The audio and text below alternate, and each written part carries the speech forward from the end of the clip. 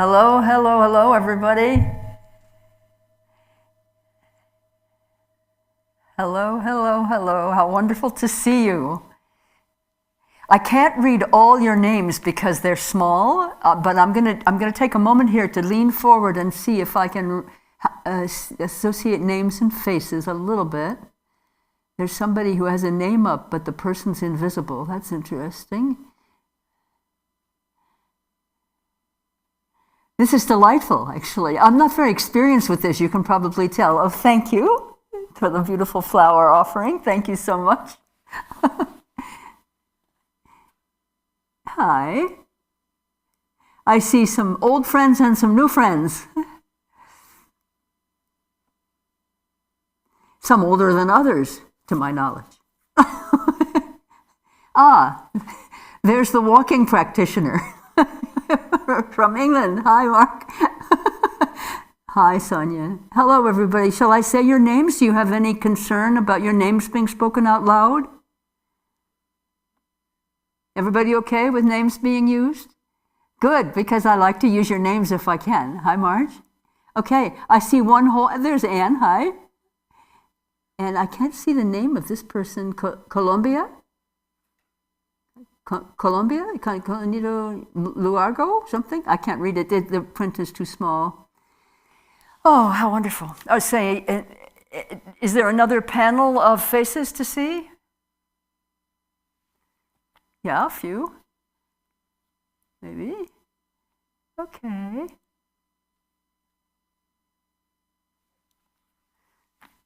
Welcome. So Billy's going to describe how we'll proceed because he's very experienced with this and I am not. So, and then I might say a few words about our process and how we'll go forward, and then we'll press go. Okay. So when Barbara is willing to take your questions and ready for your personal questions, I don't know if you see. There's a way that you can digitally raise your hand. If you see at the bottom of your screen, why am I not seeing it?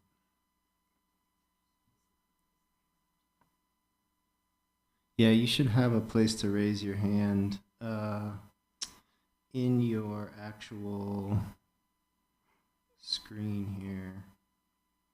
Sometimes it's actually shaped like a little hand, yes? It is, yeah. It'll say raise hand. Yeah. Huh? Oh yeah, so if you go into reactions at the bottom of your screen bar, it'll say raise hand, and then we'll see your hand come up, and you'll be at the top of my participants list. And it'll wind up being as best as we can, first come, first serve. And then I'll ask to unmute, and just so that we don't have a million voices all happening at the same time, and then you will be spotlighted so that Barbara can see your face, and you will see you and Barbara together on the screen, so that she can see you clearly, and then it's between you and her. So that's what I know, and Barbara can take it away from here. Okay. Now, I have received some questions in advance that people emailed to me through the Garchen Institute, and they are precious, as your questions are precious. So what I want to do is alternate. I'll take one question that I already have, and then we'll take a question from you who are here in the room at this moment. And there may be some overlap there. I don't know whether some of the questioners are also in the room. I know Mark is. And I'm not sure anybody else is that I've received questions from, but we'll see. Okay, this is, for me, this is an adventure in technology, Dharma technology, and I'm aware that people all over the world have been doing this kind of Zoom work for months and months and months, so you all are much more familiar than I am with how it goes, but I have a general idea. For me, the joy is to see your faces. The sense of you that I have when we're sitting together, just working through the camera, is a very direct connection. It seems extremely intimate, extremely present. I would say radically present, actually, sometimes. And I get feedback from people through communications privately that's also the experience that many of you are having of these communications through the camera when we're doing live stream, that it's just very much an intimate experience of being right here together. And when we're sitting together in teachings and practice, particularly when we're sitting together in practice, I use the expression mind to mind when we're not in the room together, but it's not so much mind to mind, it's more we individually are inseparable from the one mind that is our Lama's mind, and the mind of Buddha.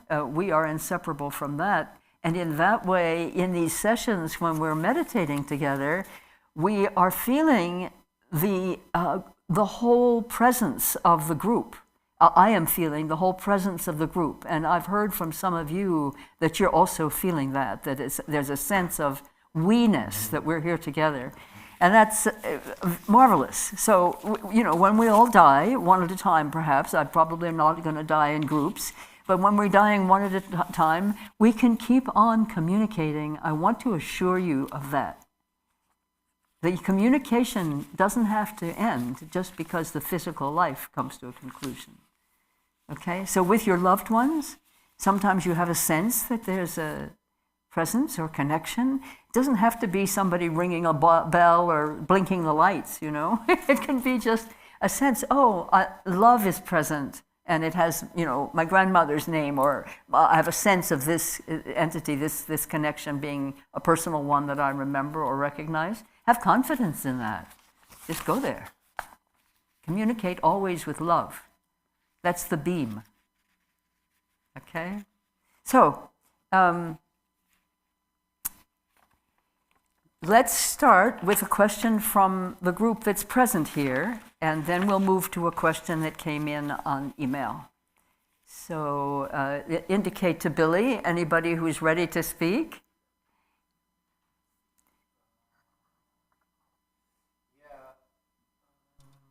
Yep, we do actually. Let me find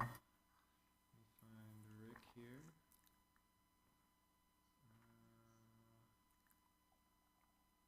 Anybody raise their hand? Yep. So we have, I think.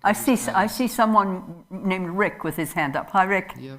So Hi, Rick. Where are you sitting? What part of the globe are you in? I did ask him to. I'm not hearing Rick's voice.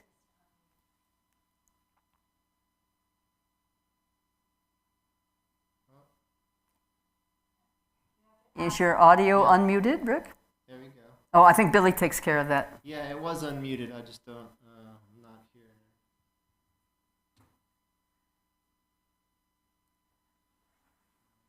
Yeah, it. he's the engineer. Just let him do it, Rick, and then we'll hear from you. he'll figure it out. We should be hearing from him. Hold on 1 second. And not hearing him yet.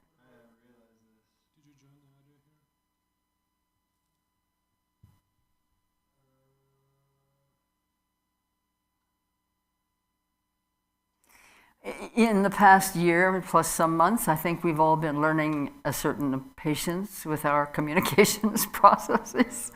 I don't see his microphone unmuted on his screen. I can't hear you, huh? Ask him to unmute on his screen. Rick, your mic is muted. Yeah. There you are. That should work. Try that now. Nope. Yeah, I'm still not. Still can't hear him. I can't see the symbol, but the one that was shining red is no longer present. But it looks like there's still a line through the mic.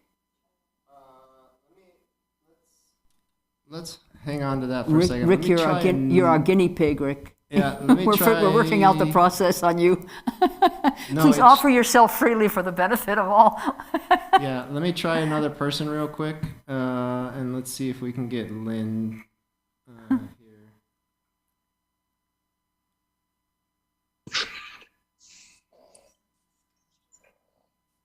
Yeah. So now we have Lynn, who can ask a question. I see Lynn. Hello, Lopon Barbara. Hello, dear Lynn. How are you? I'm wonderful. How are you? Good. Very happy to see you. I am happy to see you. I'm so glad you did this clear awareness meditation retreat because I really needed it. But She speaks for us all. my question is, first, a statement. I am the worst meditator in the world. And between the refrigerator and the stove, I'm pretty good. But when I sit down on the cushion to meditate, can you hear me? Oh, yes, I hear you loud and Okay. clear. When I sit down to meditate, it's all this storyline and this and that. And I have to like almost physically get a hold of myself and like redirect myself and start all over again. Okay. I want to tell you this is perfect. This is absolutely the way it ought to be and is for most of us. So dispense with the idea I'm the worst meditator ever. That's my line, not yours. Right? So just drop that.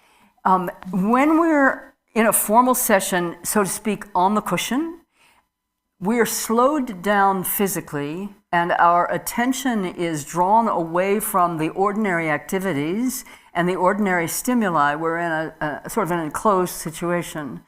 So we are seeing more clearly than we normally see all the crazy thoughts and all the wild mind and all the troubling emotions and conflicts and so on. We're seeing them much more plainly, much more directly than we normally see them. Normally, when we're active in our activities in the world, just living our ordinary life, those same thoughts and stuff are all arising in the mind, all the conflict, all the confusion, all the sorrow, all the regret, all the longing. It's all still happening, but our attention is not undiluted. We have lots of other stuff we're doing. We're moving our hands, we're walking somewhere, we're talking to someone, we're trying to finish a chapter. So what you're describing is accurate to the experience that most of us have. And it's excellent that you are discerning that difference, because that means clear awareness is operating for you just as it ought.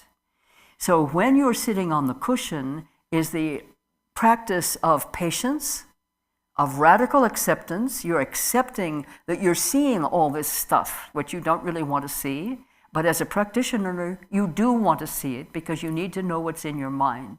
But the fact that it overwhelms you and you feel unable to function with it as what you think a so-called meditator would be doing to function with it, just means that that's the normal condition of your mind, your conditioned mind. When you are not on the cushion and you're engaged in ordinary activities and those thoughts arise, you are actually, if you're practicing clear awareness while you're engaged in ordinary activities, you're actually in the best possible position to really train in an active and conscious way as you move through the world. And this is, as Rinpoche says, this post-meditation practice of clear awareness is actually what's most important. And I have the same experience that you're describing. When I'm sitting quietly in my cave, my mind fills, and that's okay with me that it fills. I'm not trying to empty it. But I do feel sometimes as if it's just what they call monkey mind, pretty much out of control, and that I've accomplished nothing in all these years. Those kinds of thoughts come too. But as soon as I get up and start moving around, my mind seems remarkably clear. And it seems much easier. We need both kinds of practice. So let each kind inform the way you work in the other kind. So when you're sitting and you're overwhelmed by the crazy mind, just recognize that that's the ordinary condition. It's, it's conditioned mind, and practice as best you can, mingling your clear awareness that recognizes crazy thought, mingling that clear awareness with the stream or the Niagara of crazy thought, okay? And then you take a break. And maybe you get up and you move around, and at the same time you're maintaining your clear awareness as best you can as you get up, maybe to use the bathroom or to get a cup of tea. And at that time, as you are moving around in ordinary activity and the crazy thoughts are still producing, you'll notice, I believe, a remarkable clarity of recognition. And that's what sitting practice gives us, and moving around practice allows us to exercise. So, perfect, perfect, perfect. Thank you. Does that reassure and encourage? Good. Thank you. Excellent question. Okay, I want to bring up one that I received. And I'm not identifying the people who wrote in, but you'll recognize yourselves. There's two questions, very short questions with short answers from this one person. There are actually three, but she and I will take up one of them privately because it's more personal. So one question is, sometimes I feel like my awareness is going out and open rather than looking inward. What is best to do when this happens? Pull it back in? Let it go? It's a great question. Okay, so here's my answer. Turn clear awareness loose. Turn clear awareness loose. This is a free-range horse. Don't try to corral it. There may be times when you'll focus it. That's possible. But when it wants to open out and run the range, let it go. We are not smarter than clear awareness about what needs to happen. Let it go. Turn it loose. The second question is, it's a wonderful juxtaposition to the first question. I find I try too hard to recognize nature of mind. Think about it a lot, try to make it happen, get a headache, feel frustrated. Patience can be hard. Any advice? Well, first of all, that's not patience you're describing. That thinking about it a lot and trying to make it happen and getting a headache and feeling frustrated, this is not an accurate description of patience. Yes, I do have some advice. Based on my own experience of years of this impatience practice, which we could also call grasping practice in relation to nature of mind. Grasping practice is a contraindication. You're describing fixating and grasping in all these activities about trying to get it to happen. And all grasping is self-grasping. And self-grasping is the obscuration to direct insight and direct experience of mind's nature. So your work is with self-grasping. That's where the work is. And for that, the practice is really all the practices that sweep away that obscuration by generating increasing bodhicitta, increasing love and compassion for all beings. That melts what Rinpoche calls this ice block of our minds, melts in our love and compassion for others. And I've told many times, certainly I know to some of you whom I see here today, a story about one time when I was sitting in my little practice place. This is quite some years ago. I was sitting in my home at that time, in my practice place, all by myself. And Rinpoche was, I don't even know where on the planet Rinpoche was at that time. But I was in anguish, actually, at my sense of separation from the true nature, because I'd had direct experience. I had had a very full, direct experience, and then I felt as if I was severed from it. And I felt desperate some of the time and anguished, and I was in tears sometimes, and then practicing self-hatred and self-loathing, thinking I was just the worst of practitioners. Mind you, I was already teaching at that time, so this was really beneficial to my teaching, as you can imagine. So I asked him, allowing the anguish to just give expression, I said, Rinpoche, how will I ever get rid of this egregious ego grasping and clinging? And instantly came back his actual voice in my ear, All he said was this: your ego will dissolve in your love for others. So when caught in self-grasping, in any manifestation of it, and particularly in response to your question, self-grasping that obscures from you the direct insight into the nature of mind, which you are longing for, let your longing be love. Let your longing be love. Long to love all beings, as Rinpoche loves all beings. Love to long all beings as your own dearest child or your dearest beloved.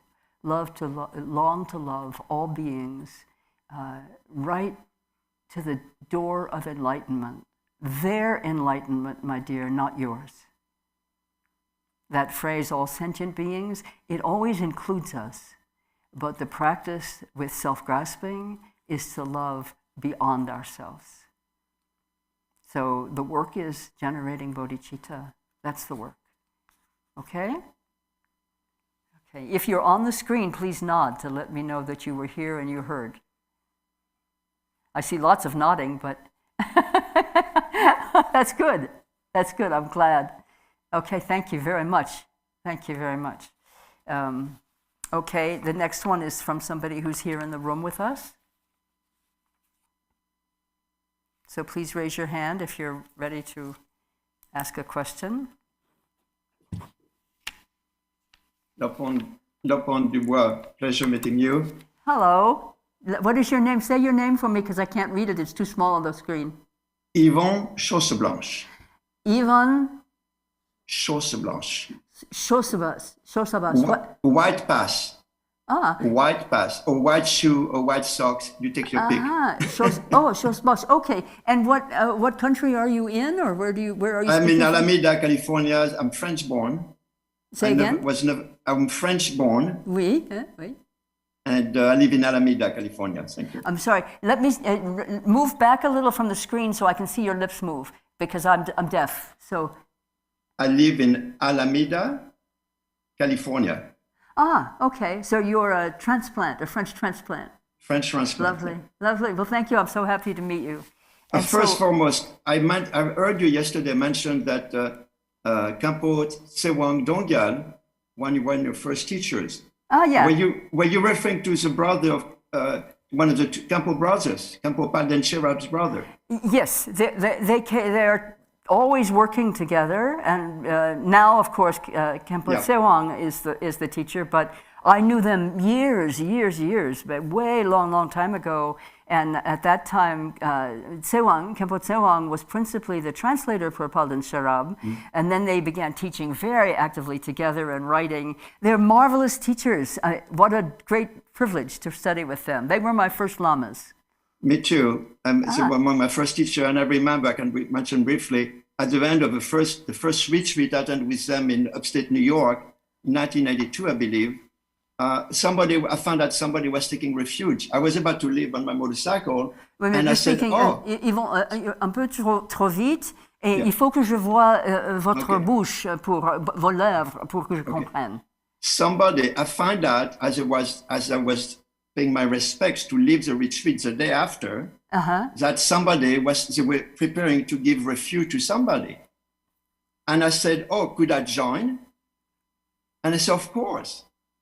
And the Kenshin Palden Sherab took the time to write beautiful calligraphy for a Tibetan name. And what was exquisite, they spent like as long to do this refuge ceremony as if there were 40 people. Then there were only 2 of us. And it was the sweetest refuge ceremony I remember to that day. How beautiful. And I love them dearly. How beautiful.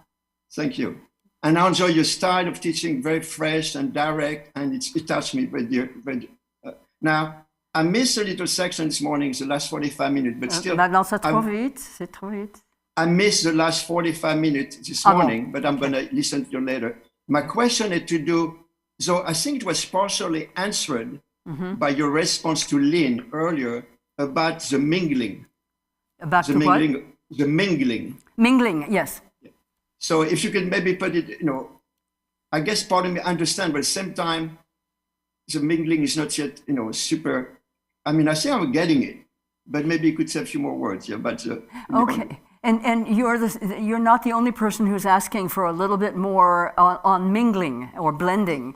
Thank you. This is something I have heard only from Garchen Rinpoche, this explanation.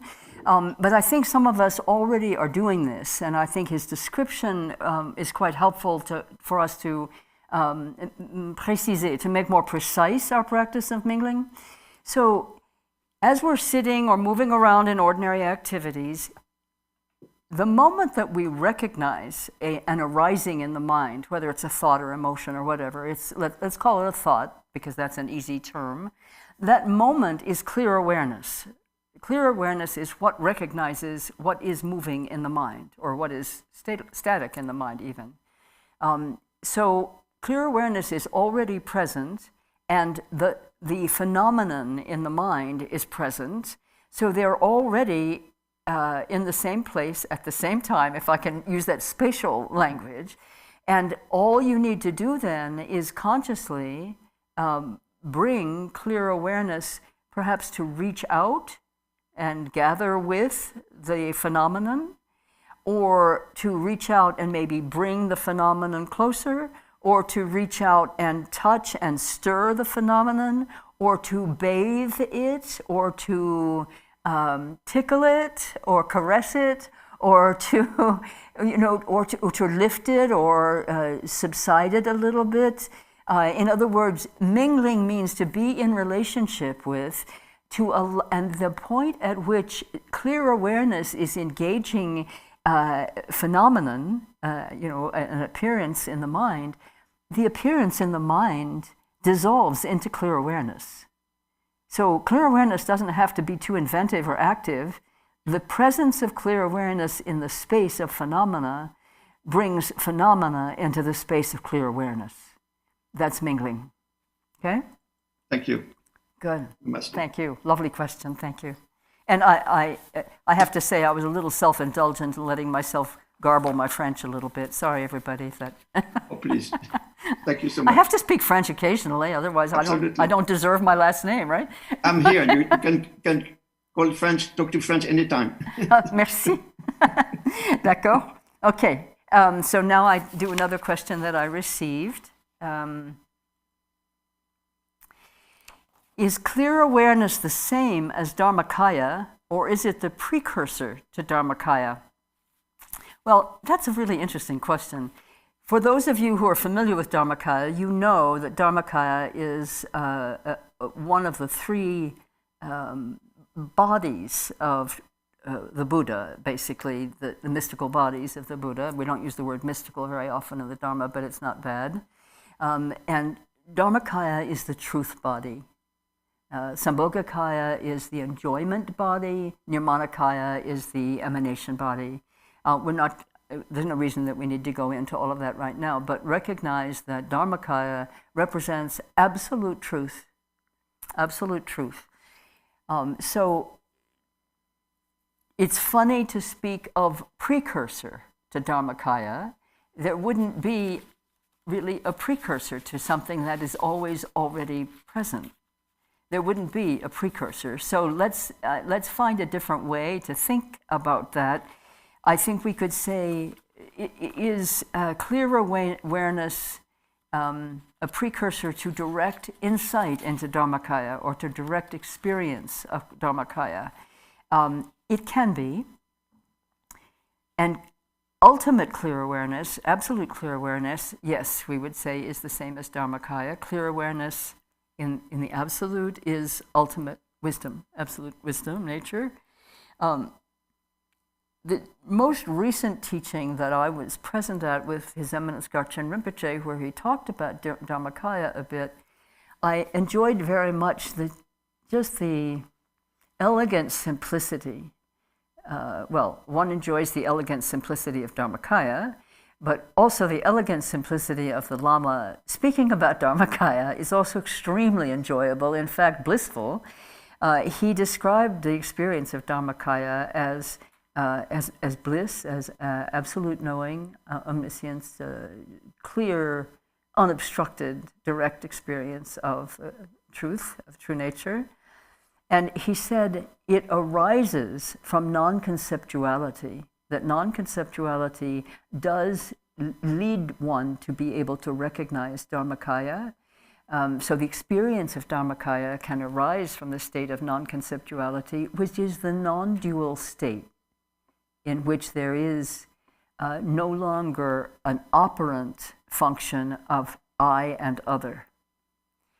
So you could say that if you're sitting in clear awareness practice, and for an instant even, the non-dual state is born in your mind experience.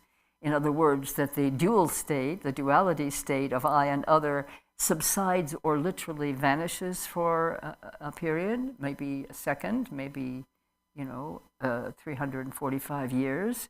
If that should happen, then indeed we can say that the practice of clear awareness that gave rise to an experience of non-conceptuality, non-duality, was a precursor to direct insight. And perhaps that answers your question, but it's not a precursor to dharmakaya, which has no precursor. It's unborn, uncreated, so there is no precursor. Let me see if there was something else I wanted to speak to about this. I made a note or two. Yes, I think I already did. The practice of clear awareness in its ultimate state is the ultimate state. Clear awareness and is ultimate wisdom in its full revelation. And its practice can open us to the dharmakaya. Yes. Thank you very much for that elegant question. Okay. So, Barbara, the next question is coming from Rick, who typed his question into me, and it's very practical. Rick says that he lives in Tucson, to answer your first question to him that he couldn't answer. And his question was about the book, Discovering Infinite Freedom, that you have on your table, this commentary on Kutuzampo, where you may have gotten it, and how awesome is it? And these are the two lamas that Yvonne spoke of. Khenpo Khenchen Palden Sherab and Khenpo Tsewang Dongyal. Yes, so the question then from Rick about the book. Can I hear from Rick now? Is his audio working? Let me see if maybe not. I'll ask him to unmute one more time. And if he basically Can you hear me now? Yes, we can. Oh, okay. I did Hi, Rick. change some things. Somehow I figured it out. I don't know how. Yeah, no, I was just interested. Maybe I misunderstood. Is this that book directly relative to prayer and stuff? Is it directly? Is this the book directly relevant to prayer in itself? Is it a commentary on? Oh, it is. Prayer, yeah. It's an exquisite and detailed commentary. In the traditional way, they're going first word by word and line by line, explaining concept, explaining the meaning, and then they are also giving the kind of commentary that, of course, we're thirsty for, which is to give us some understanding of the experience. So it's a profound. Actually, Rick, when I received the book, I ordered it, and many years ago, many years ago, when I first was going to their center in New York State, I found a small booklet called called the Prayer of Kuntu Zangpo, but it was a very small booklet, and it was like a drop of nectar that made me so drunk I could never finish it. I've never finished it. I've had it for 20 years or more, easily 30 years, and I've never completely finished it because it induces in me an experience of I'm incompetent to continue reading. I have to just, waddle around in bliss for a moment. But this commentary, when it came into my hands, I opened the box and took the book out, I could feel the transmission. This is a very empowered text. And for all of you, I recommend this text very strongly. For those of you who are interested in understanding all the deep, deep meanings of the prayer of Kuntu Zangpo, this is a very empowered text. Yeah, and where's the best place to order? I would order it directly from padmasambhava.org. Can you spell that for me? Padma, S for Susan, AM for mother. Where am I in the spelling? HAVA, Padmasambhava, that's Guru Rinpoche, yes, .org. And that's their center in New York State, Upper New York State. Oh. And they have a bookstore called Chizo, but I don't have an email for That's Chizo. okay. But anything that you send to this email will reach the bookstore. Okay. I Thank put you the very much. link. I put the link in the chat for Zoom, so anybody can just click on that link. Oh, awesome. Okay, lovely. Thank you. Thank you very much. Thank you very much. And I really enjoyed the retreat this weekend. Thank you. I'm really glad you were here. Thank you so much. Absolutely. Okay, yeah. Okay. Now here's another one that came in today.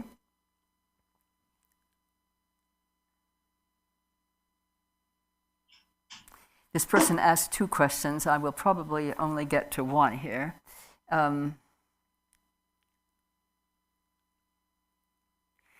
I noticed while doing the practice today that if I can simply rest within the 3D cinema of my mind without involving myself in the movements of the mind, good luck with that, then afflictive emotion also does not arise. He didn't say good luck with that, I said that.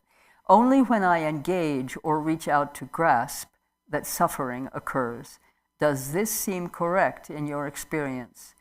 First question, do we stop generating karma in that state of non-grasping awareness? So that's the first, there's 2 there, but so when you say, when I reach out to grasp, that's when suffering occurs, reaching out to grasp is already suffering,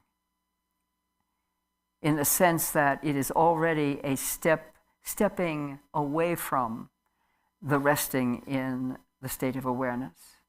However,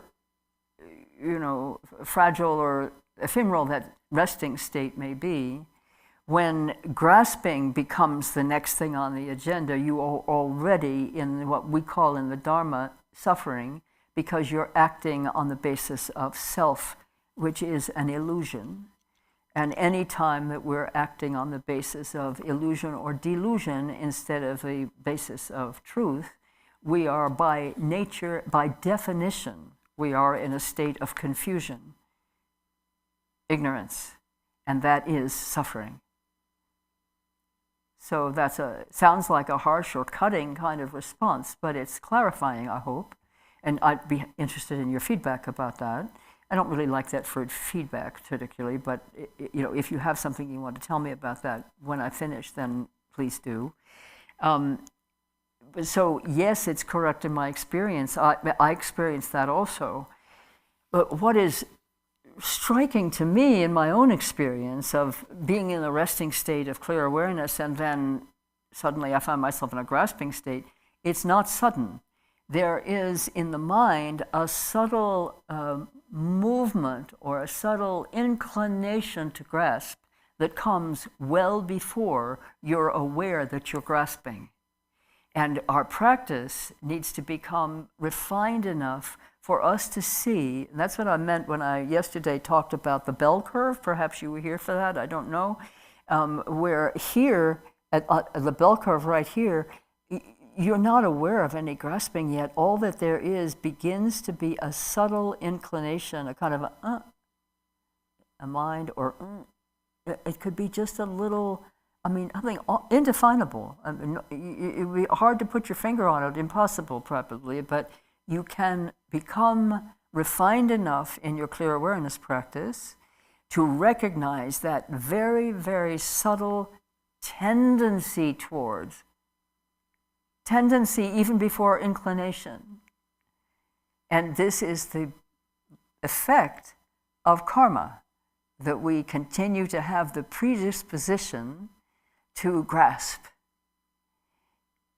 And so that predisposition, unless we are able to bring clear awareness to that moment and that very subtle, almost movement of mind that's hardly even a movement yet, that's the best place to nip it in the bud and to allow it to dissolve.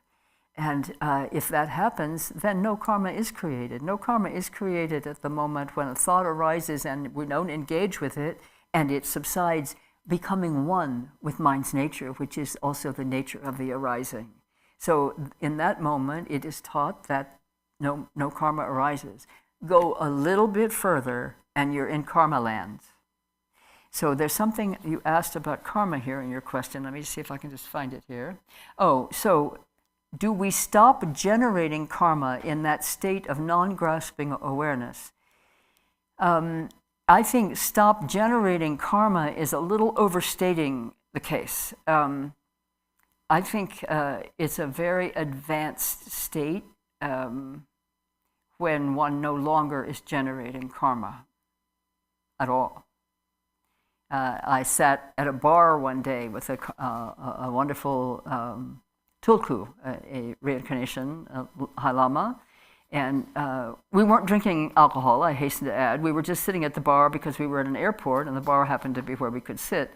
And I asked him, are you still generating karma? And he thought for an instant and then he just smiled sweetly and said, only good karma for myself and others now. And I thought, okay, I have a new aspiration to tuck into my aspiration quiver, that I should someday attain a state where the karma that I generate is only good karma for myself and others, particularly for others. And I'm not there yet. It's not a rumor. He was honest about his description. I'm certain of that because I knew him. So I don't have any doubt that that state is possible to attain. But for me, it operates as rumor because I haven't attained it yet. So I think to say, do we stop generating karma when we're in that state of non-grasping awareness?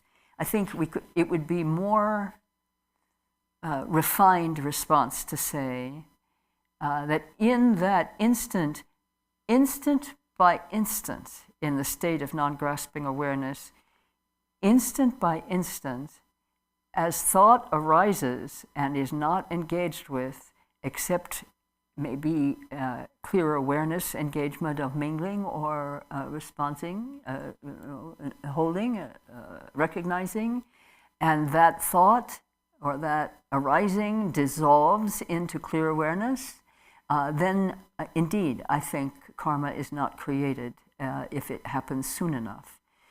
But it is also possible for a thought to gallop along a ways and already be generating thoughtlets and baby thoughts and counter thoughts and so on, and still to be dissolved in clear awareness at the moment that you recognize that thought-generating thought activity, but already karma will have been created.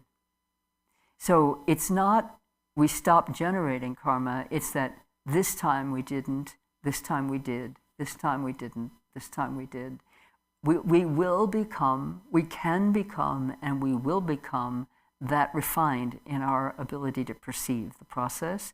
I myself am fairly gross in this practice. I'm not very refined in the practice, but I'm enough familiar to be able to say this much to you. I don't know if Rinpoche would say something that would be counter to what I'm saying, and if so, I hope we'll hear from him about that.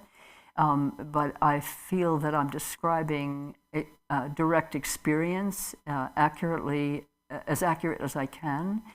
So that's my response to that question. And I think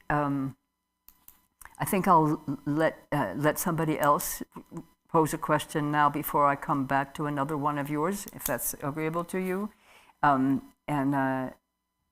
really appreciate your question. But I did ask you if, did I ask you to respond to something if it was not accurate to your intention? No, guess not. Okay. All right, so let's have another question from the floor. The floor, that's what we say, but it's not quite accurate here. From the space. Hello, what is your name? Charlie Valeska. I'm in Rochester, New York. Hi, Rochester, New York. Tony is Yeah. your first name? Charlie. Charlie. Hi, Charlie. Oh, geez. Oops, I lost you, Charlie. Just the cat. We're good. And who's with you, Charlie? That was our cat. No, playing no, with the person with long hair and a face that isn't hairy. Oh, cat. Not the cat. I'm Samana, his partner. And what is your name? My name is Samana. Samna? Yes. Happy to see you both. Thank you. again for your beautiful teachings. They're just they're so in tuned and very pith with a clear awareness. It's very helpful. I'm really glad that you're here. Thank you so much. Yeah. I like the practical element. Yeah. Yes, very helpful. Okay, Charlie, you have a question. So my question had to do with, I got a little bit lost and maybe confused about, you talked about the secret practice, and that there were 3 threes. Yeah.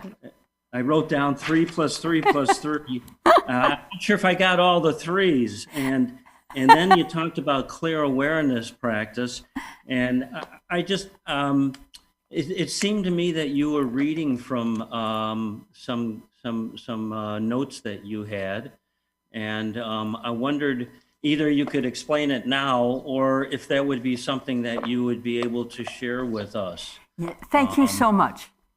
Thank you so much for your very candid response to the 333. I've been giving this practice to individuals for many years, just privately, and it has become evident that it's really a value beyond just the few people that I was giving it to. I was shy about giving it because it's a practice that has arisen within me. Sometimes a practice will arise spontaneously within me and I'll put it out right away, like meditating like a river, which you may have seen. I don't know, it's a Mahamudra practice. So that one arose spontaneously and was in print within a day. But this one is very subtle, and I felt shy about the propriety of making it public. But after the experience with my student and friend Taryn, whom I mentioned, the one who died in Turkey, yes? Were you here when I spoke of her? After that experience, I decided that this is a practice that really, I want everybody to have access to this, because the power of it and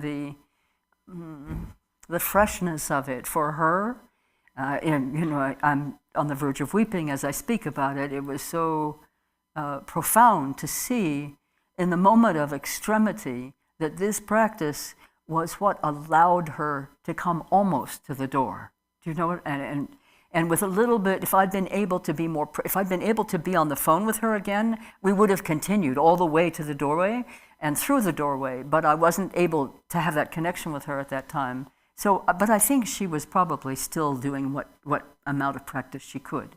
So I am working with notes. I've given it publicly in this way at least twice before now, and it may be more, but I think twice I can remember.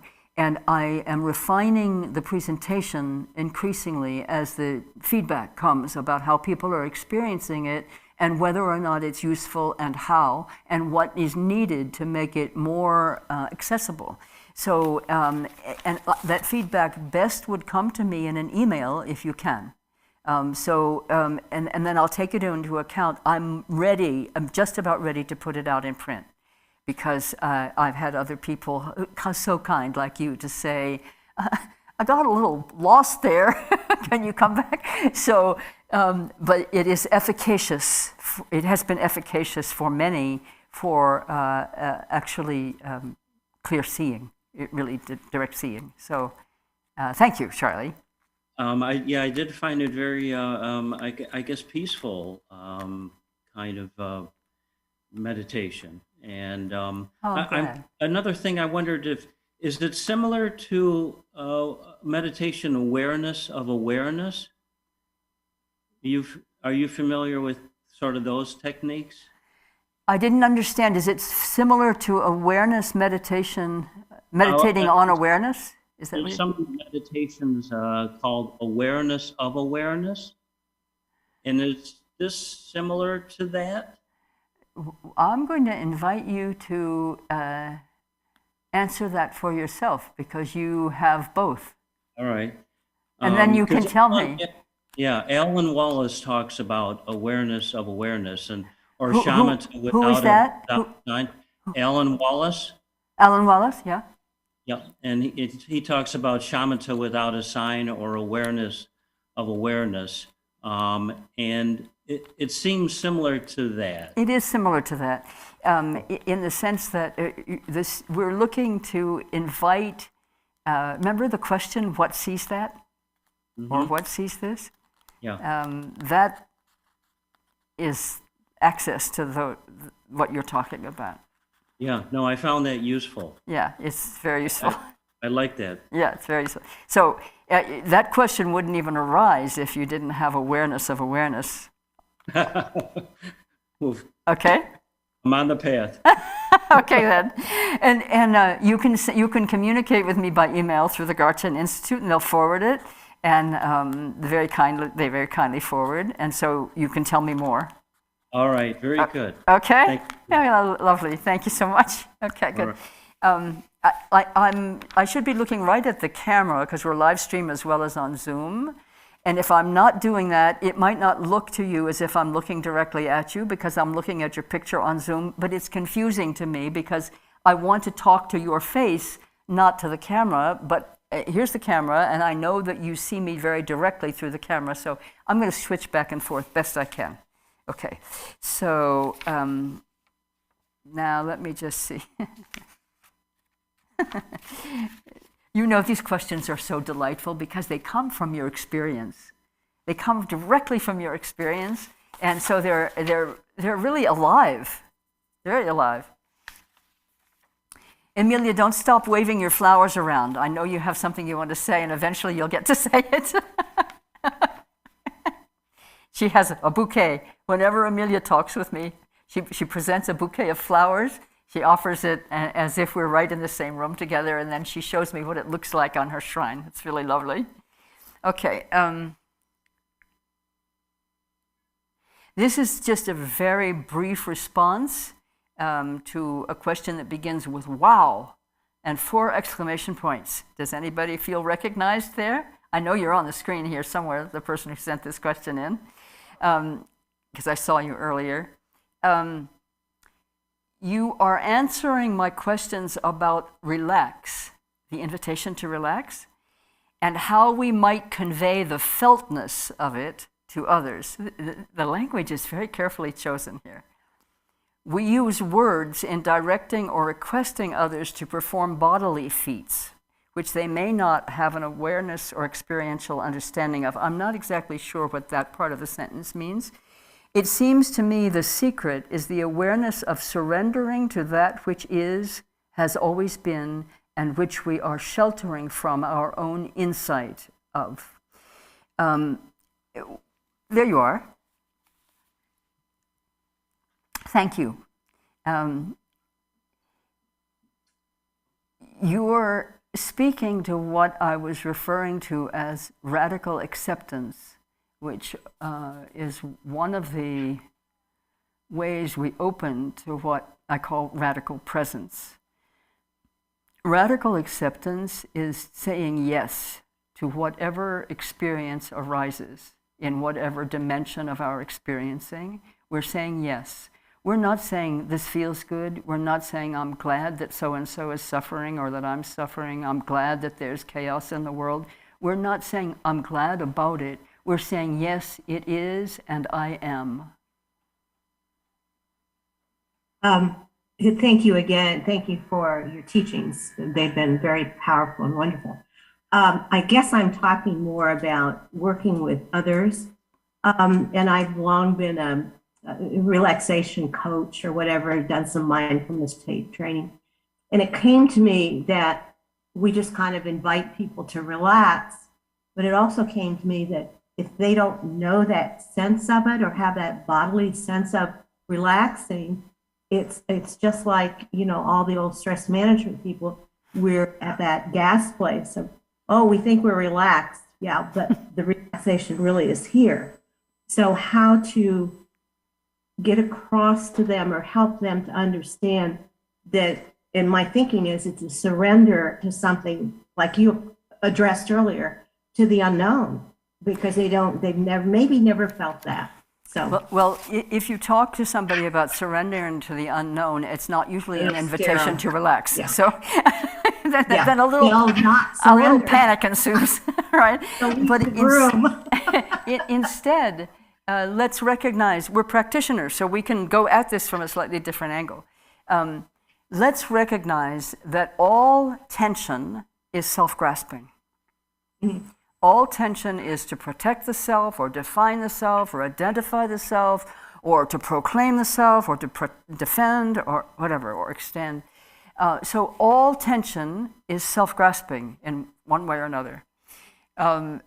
So to say to somebody, well, stop self-grasping and you'll feel better and you'll start to relax, again, that doesn't really help. There is a very strong connection between our use of language and our use of mind, our use of cognition, and our use of the higher mental faculties. When I say yes to what is, it comes from a direct experience of decades and decades ago, a new person formerly on the path. I directly experienced this very difficult circumstance, and I saw suddenly that the difficulty of the circumstance was in large part my resistance to it, not just to the circumstance, but to my relationship to it, to the fact that I was in the circumstance, even recognizing the circumstance, reacting to the circumstance. All of this was just like a ball of twine, all tangled up, like your favorite cat would create for you. And I suddenly found myself ejaculating out loud. I was in the forest, so no problem. Yes, just this big yes, because I was so in resistance that it felt like it was making me insane. I felt crazy in my resistance. And so I just said yes with a big exclamation point. Just let it be what it is. I give up. So there's your surrender aspect. But the yes is an affirmative surrender that is really an agreement to be with, to be in the universe with this circumstance that we don't like. It's a willingness to be with it. You know, I am here, this circumstance is here, we are here together, I can't change it, I accept, I am here, yes. And what I distilled from that came in words in my own mind. Say yes to what is, and it fills with light. I give that to you as a mantra you can share with your clients. Say yes to what is, and it fills with light. Thank you. I have found it actually, I almost never use this word. I have found it almost infallible in terms of its power for me. Now, whether it has that same power for anybody else, I don't know, but perhaps you'll tell me. Okay? Thank you very much. Yeah. So that's radical acceptance, saying yes to what is. And you don't get radical presence and ability to be with reality, however it arises, unless you can accept that you are in relationship with reality instead of trying to diminish it or dispense with it or get away from it. Reality is, it was here first. Okay? Okay, so now another question from the floor. I don't know why, I should say from space. Another question. Hello. Hello, Barbara. I'm Maria from Portugal. You're Maria, yes. Hello, Maria. Mm-hmm. I have questions from you here, yes? Yes, you have. Are you going to ask those questions now? Maybe I would put these questions first. Okay. And then maybe I can come later to one of the others if we have time and space. Okay. Lovely, Maria. Thank you. Just to say that this retreat is wonderful for me. I was not supposed to attend to it, but I heard an inner voice saying, go, just go. Good. And I want to say that is beyond all expectations that I could have. Do you Thank hear you so much. Do you hear that voice often? Yes, sometimes I do, but sometimes I have not enough confidence. No. Well, that inner voice sounds good to me. Sometimes we hear the inner calling or the inner communication, and we kind of recognize it's happening, and we may even get the message, and then we kind of look to the side, and go in a different direction, right? It's still here. We still remember it. It still happened, but we kind of deflect. So when we pay attention, there's good information there, and we always have the choice whether we say yes or no. We always have the choice of when we do it. And our intellect, we have a brain for a reason. Our intellect can assess with discriminating wisdom whether it's something that we actually choose to do or not. You don't have to follow, but it's very good to turn around and look and see what it's actually saying to you. Excellent, well done. I would like to ask you, yeah. in what way does mantra recitation help in seeing the true nature of the mind? Oh, I love this question. Do you love mantra? Yes, I do. Well, mantra was defined for me or translated for me early on. What happened? There was a funny sound. Anyway, mantra was translated for me initially as mind protection, and that the recitation of mantra maintains the mind in pure intention with body, speech, and mind. Mantra is to be recited at least sometimes out loudly. Sometimes one wants to recite it just completely silently, but ideally it's recited at least loud enough for the collarbone to hear. Because we want body, speech, and mind together in mantra recitation. And mantra can be many different things. It can be the name of a deity. It can be the syllable that represents the deity. Mm-hmm. It can be, a supplication to...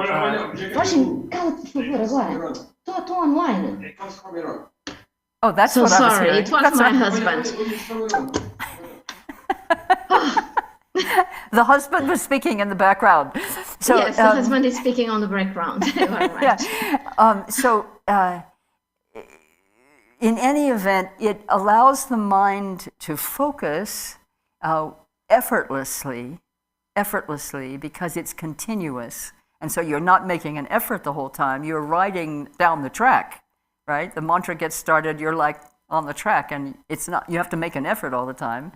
So it becomes effortless. It's an effortless, active awareness and presence in relation to a sacred intention or sacred relationship. And now I can't remember your question because I'm now singing the praises of mantra. So I'm not sure what the question was. Remind me the question. I was wondering how does mantra recitation helps in seeing the true nature of the mind? Well, it's very purifying, for one thing. Because as long as you're doing mantra, you're basically not doing something else. However, that said, I have a confession to make, which is that when my lama, whom we've spoken of, you saw pictures of my first lamas, when I was told that the mantra is very purifying and that one doesn't do another activity with the mantra, I discovered I had the capacity to do lots of other things, mentally, physically, and with my voice, while mantra was going on. And you know what I discovered when I realized that I had that capacity? I discovered that was seriously not helpful. It was really not helpful. It was like pretending I was reciting mantra while I was really just performing. So the full practice of mantra, body, speech, and mind, is the practice of pure sound, pure speech, pure intention, and pure activity. It purifies rapidly and deeply. Barbara, is the aspiration to see the nature of the mind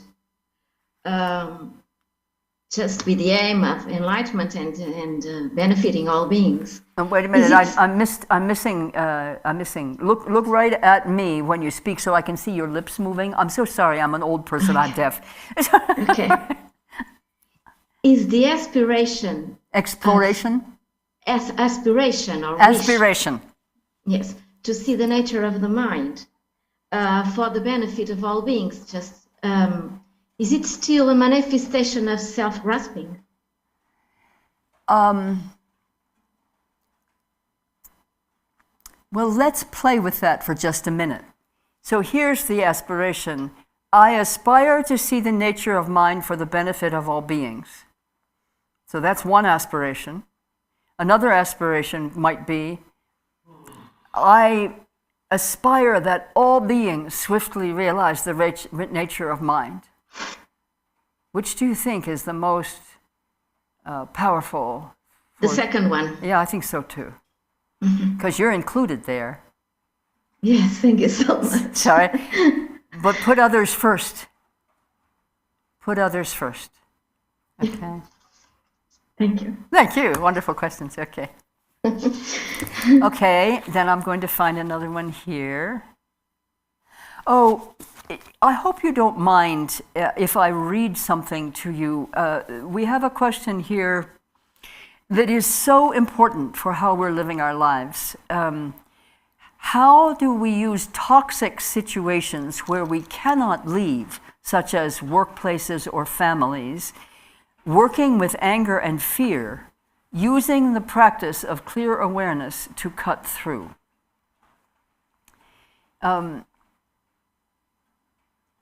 We should be using the practice of clear awareness all the time, whether the situation is toxic or not toxic. If you're really practicing clear awareness in a situation that you think is poisonous for you, then we need to ask some questions in that circumstance. I would like to take the opportunity, and please bear with me as I do this. This is not, I wouldn't necessarily want to sit and read you a long story. It's more interesting to hear your questions, but I wrote about this in my commentary on the 37 Bodhisattva practices, and it's much easier for me and more precise to read a little bit of what I've written rather than to spontaneously respond to this, because this is a very important question. So let me read a little bit to you, and I hope I won't go too far for your patience and tolerance. For anybody who wants to look at the 37 Bodhisattva practices, you can look at verse number 5 in the 37 Bodhisattva practices. And here we are. In bad company, the three poisons grow stronger. The activities of learning, reflecting, and meditating decline, and love and compassion are lost. Give up such companions. This is the way of a bodhisattva. Yes, and as our questioner points out, you can't always abandon the situation or the circumstance or the person. It's not always virtue, even though it seems like virtue to abandon the bad companion, the unsuitable companion. It is not always virtue to step away from a situation that you're in. So the key for recognizing a situation, I'm not going to use the word toxic. What's toxic for us really are our own afflictive emotions arising from the poisons in our own minds. So let's reserve that term toxic for this discussion. I mean, there are other times when we might want to use it about another situation. But when a situation seems as if it's bringing forth the poisons in our own mind, our own afflictive emotions and disturbing thoughts, to the point that it becomes unmanageable, then we think about the possibility of stepping away from the situation or from the person, and sometimes we need to do that. There are times that I wouldn't hesitate to guide a friend or advise a friend or myself to get out. There are situations that are so dangerous or so harmful long-term to our practice, to our bodhicitta, so harmful to our bodhicitta that we need to abandon the situation. And when we can do that without causing harm, that's not a negative thing to do. The key there is that we're not causing harm, right? Because the key to something becoming a situation that is untenable for us, that we need to abandon in some way, is the decline of our own condition, our own bodhicitta. Yes? Does that make sense from everything that you've studied and practiced and are aware of? Our bodhicitta is our most precious possession. We have nothing more valuable than our bodhicitta. I've heard Rinpoche say the only reason I'm still out here and functioning is my bodhicitta. I can say the same thing. It's the only thing that keeps me going. I would just collapse on the ground like a heap of bones and flesh if I didn't have bodhicitta. So I have to keep my bodhicitta strong. I have to pay attention to that as a principal focus and purpose of my activities, both my inner activities and my outer activities. So if you're in a situation, as this questioner appears to be, where there's a lot of anger and fear, if your bodhicitta is being damaged by that, it probably means that you're not practicing in an accurate way. At least that's probably some of what's going on. Because we can practice with other people's anger and fear if our bodhicitta is clear and really not collapsing. But if it becomes overwhelming for us, we need to consider what I call the abandoning without abandoning. Because often what we're considering is, I can't stand it any longer, my bodhicitta is declining, my own behavior is getting out of control, I really just want to go out and drink, or I want to tell these people to get out of my life and I'm going to lock the door behind them. I mean, in other words, we start acting crazy in the mind, and that's soon followed by crazy in the voice, and then soon thereafter followed by crazy in the behavior, yes? I see some of you smiling and nodding. I think you have some familiarity with this process I'm describing, as do I. So the abandoning without abandoning is really important to practice when we're situations, for example, as our questioner is asking about, when it's family, you have commitment of love and deep connection and responsibility with that person or those people. You're not going to abandon them. You're going to, you have to abandon the dysfunctional elements in the sense that you don't want to feed them anymore or be subject to them. So you have to see a few things about your own mind. You need to see your own mental condition that is being mirrored by what's happening in this relationship or this environment. I see somebody wiping her brow. Oh no, that was just what I needed to hear, yeah? Because there is mirroring in our relationships.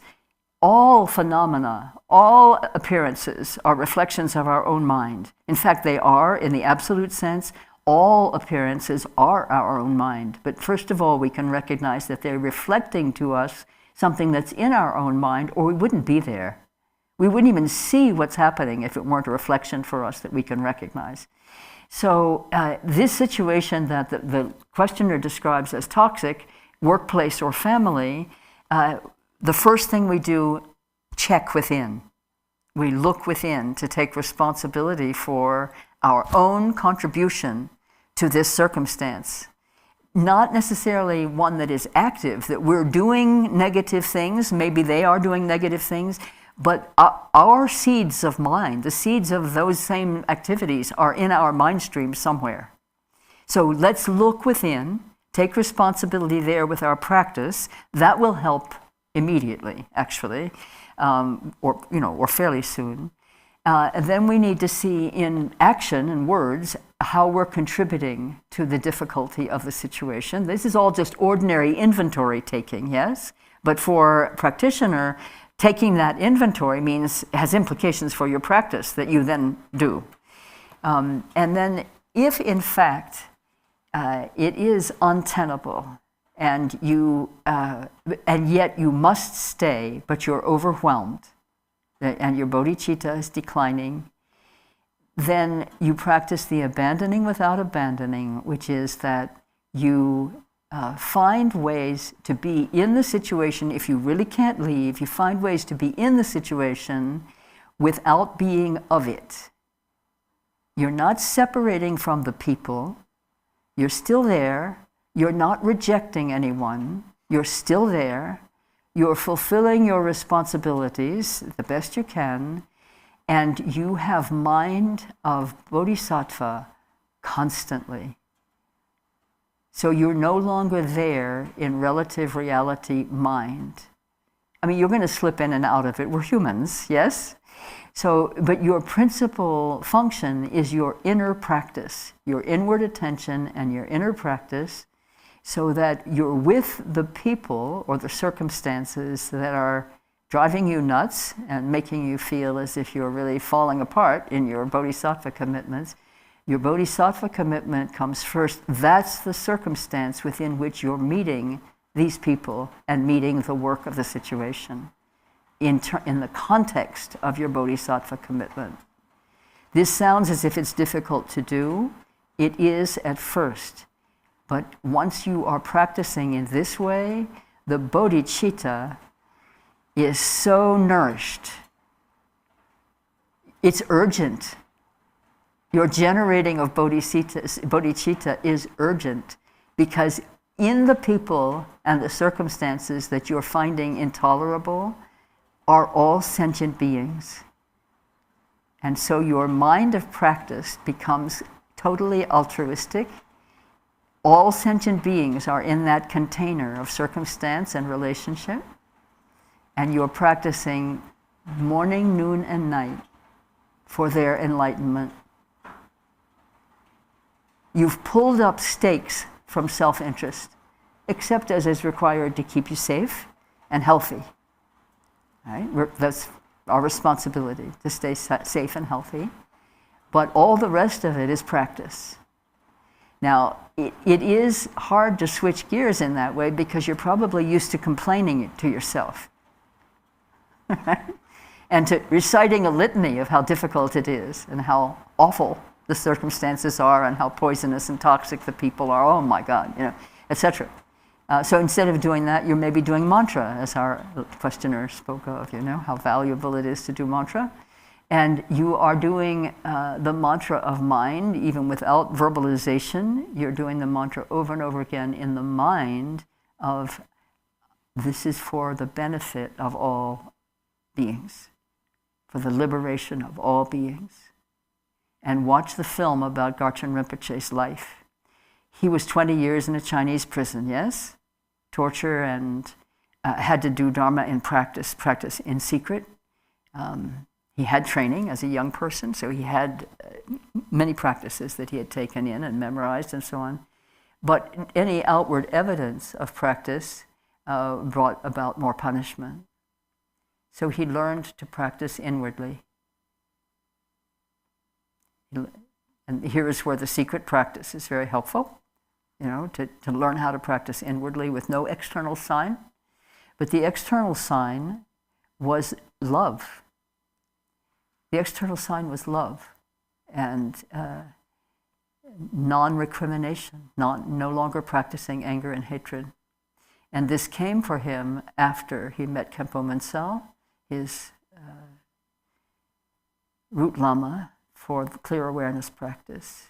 And so clear awareness practice is what freed him to practice love all the time, freed him from suffering. So when you're no longer suffering in your mind, the other people's suffering becomes something that you really desire. You really desire to be in good relationship with that suffering so that you can help people. So you don't want to leave anymore. You want to stay. So here I am in the bar with the Lama I mentioned to you. I haven't talked about him for many years. I haven't seen him for decades. I have no idea if he's still alive. But I asked him about rebirth because he was a reincarnated Lama, Tulku. And he said, I want to be reborn in Mexico City in the 21st century. And I said, oh my, how interesting. That's very specific. Right?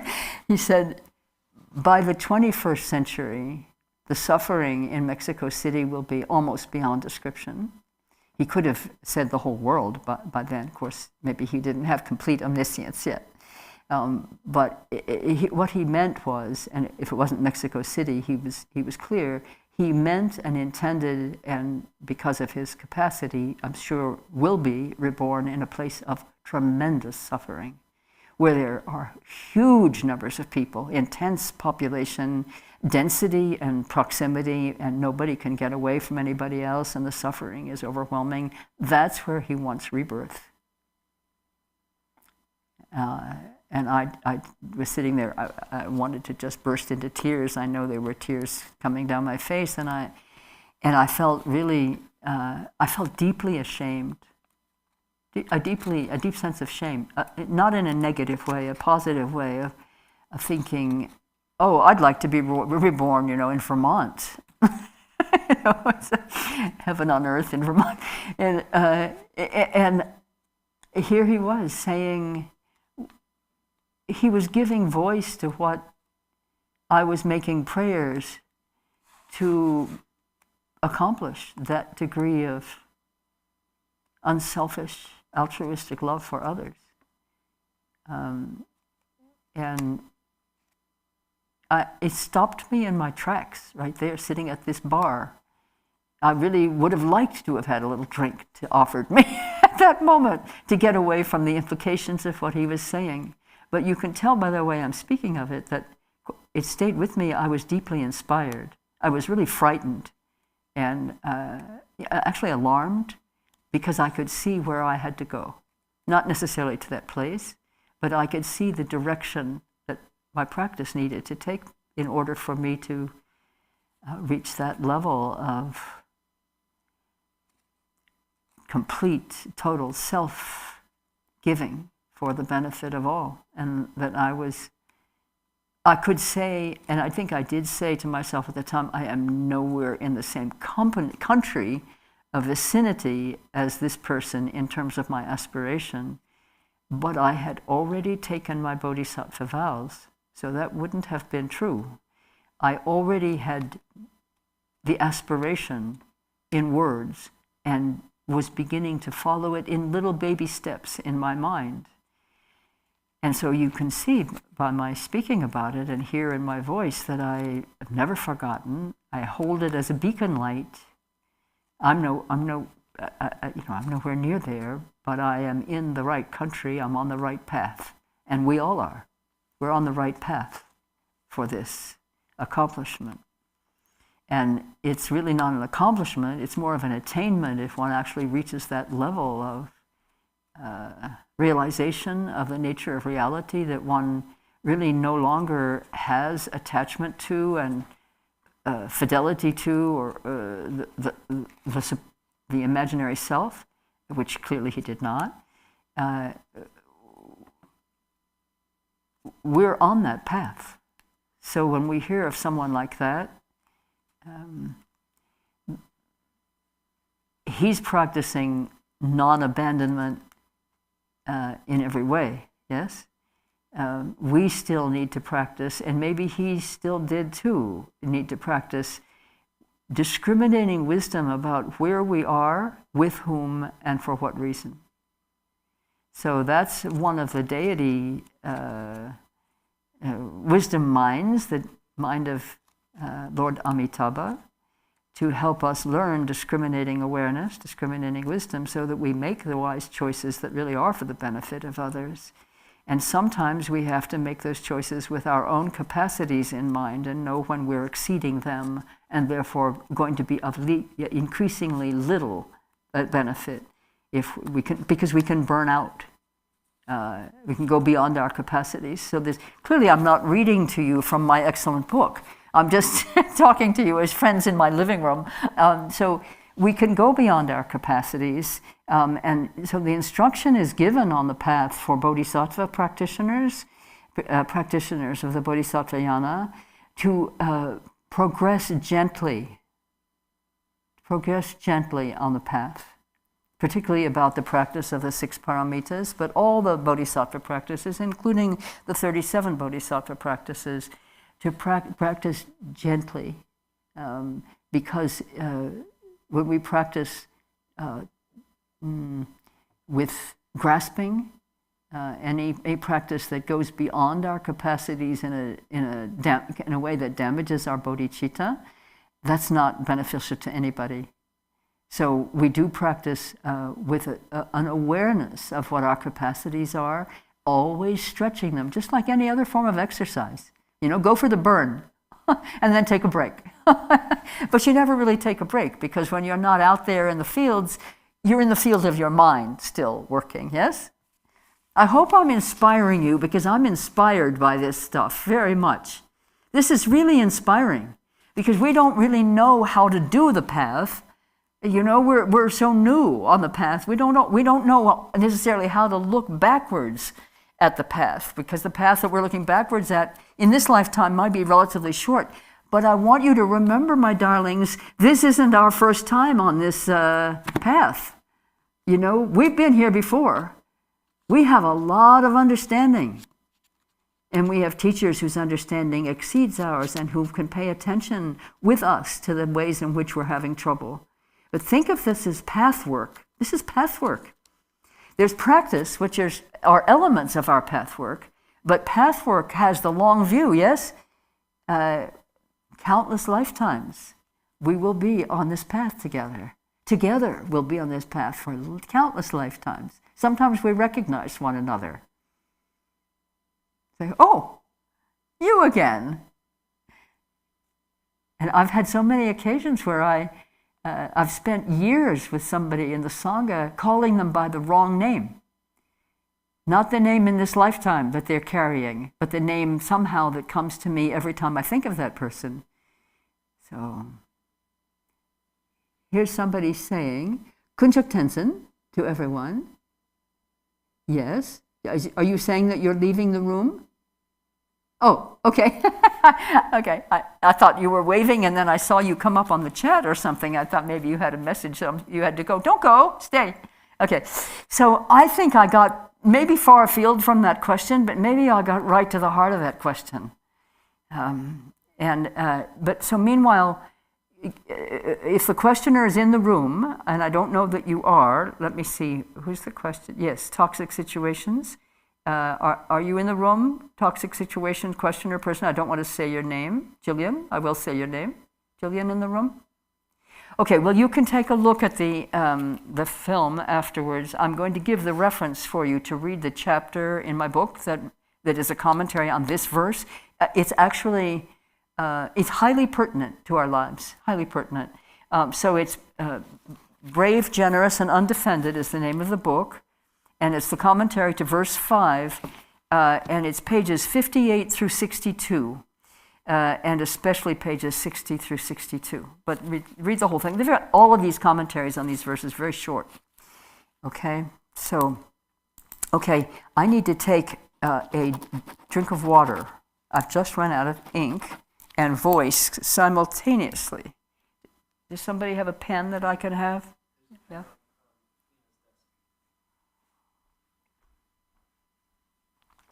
Billy, how are we doing on time? We were going to go from 2 to 3, and it's 3:30. Yeah, you have an hour left. Well, we want to do a little bit of. Let me just look at the schedule, which basically I just abandoned. I'd like us to have at least 20 minutes or so of clear awareness practice before we close our retreat. Yes, does everybody feel as if you would like that? So. Count backwards then and tell me when we need to stop the Zoom session, or we can do the clear awareness practice with the Zoom session going too, but when do we need to stop the questions and responses in order to have a full half hour before the retreat ends? About in a half an hour from now. 4 o'clock. So, yes. So we have a half an hour to go. Correct. Yes, do you like that? Half an hour seem good enough to... Yeah, and we might need to go over just a ditch at the very end. If you need to leave the room too soon, just wave as you go and say, say whatever you feel like saying. Thank you for the pen, wherever it came from. I'll leave it on the table. You can have it back. Okay, so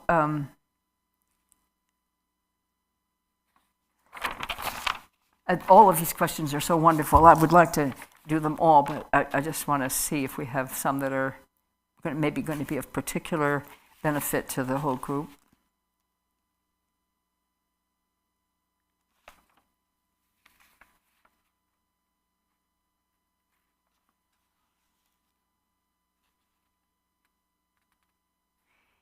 Is Dieter here?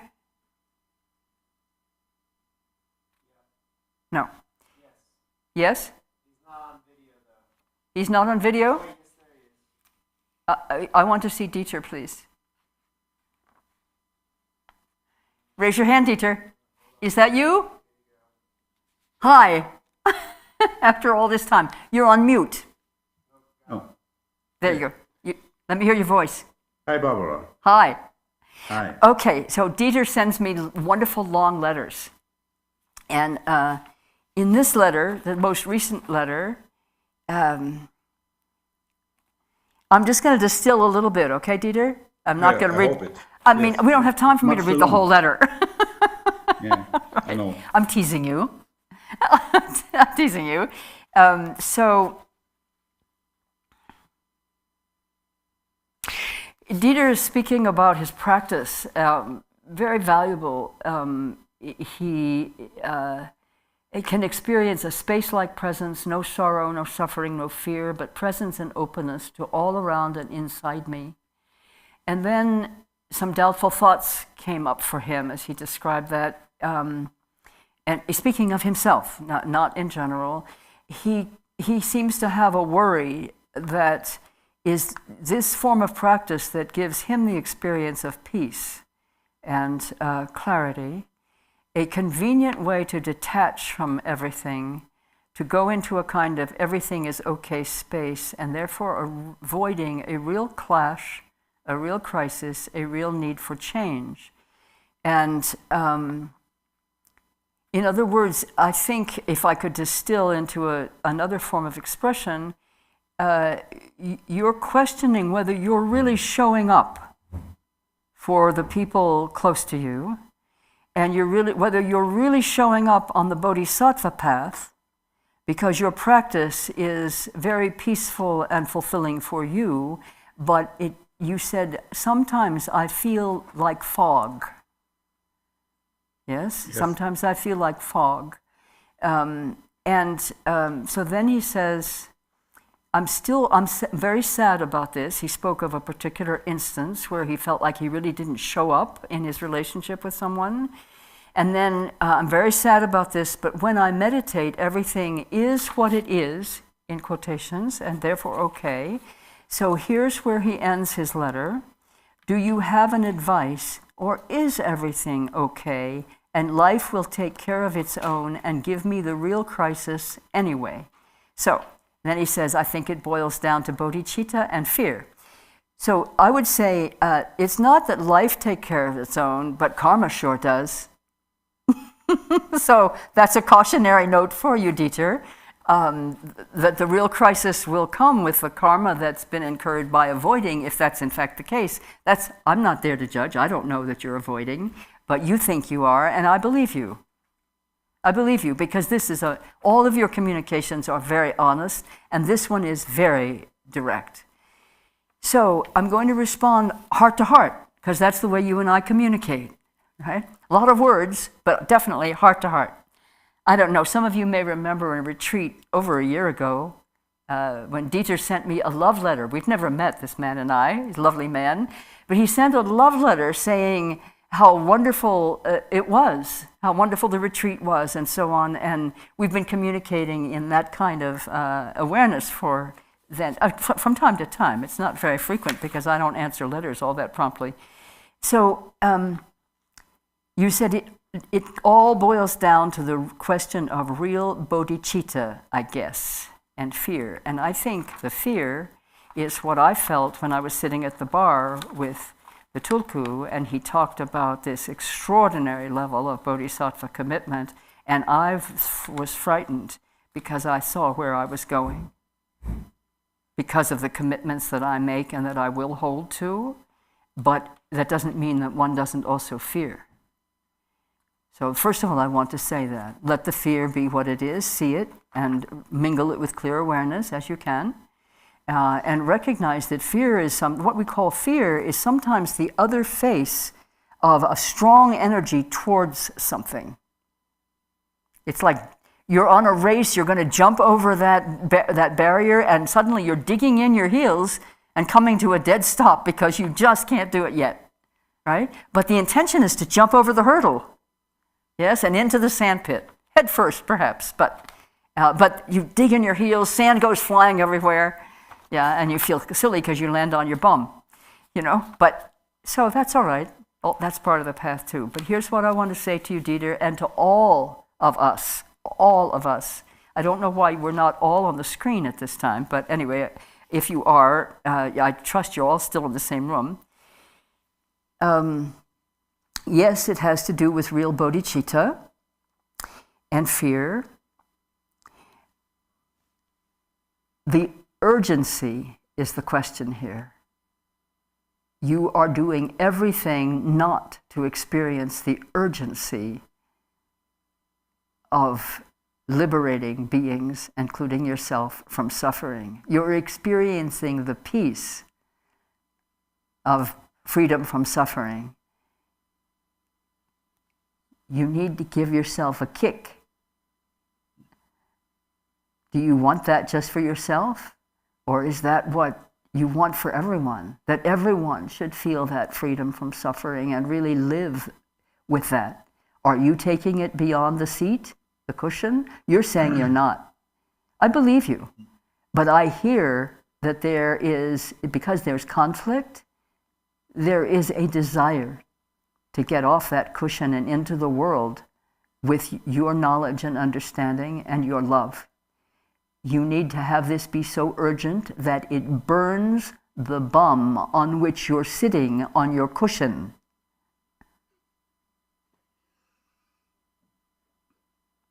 Go where someone really needs someone like you.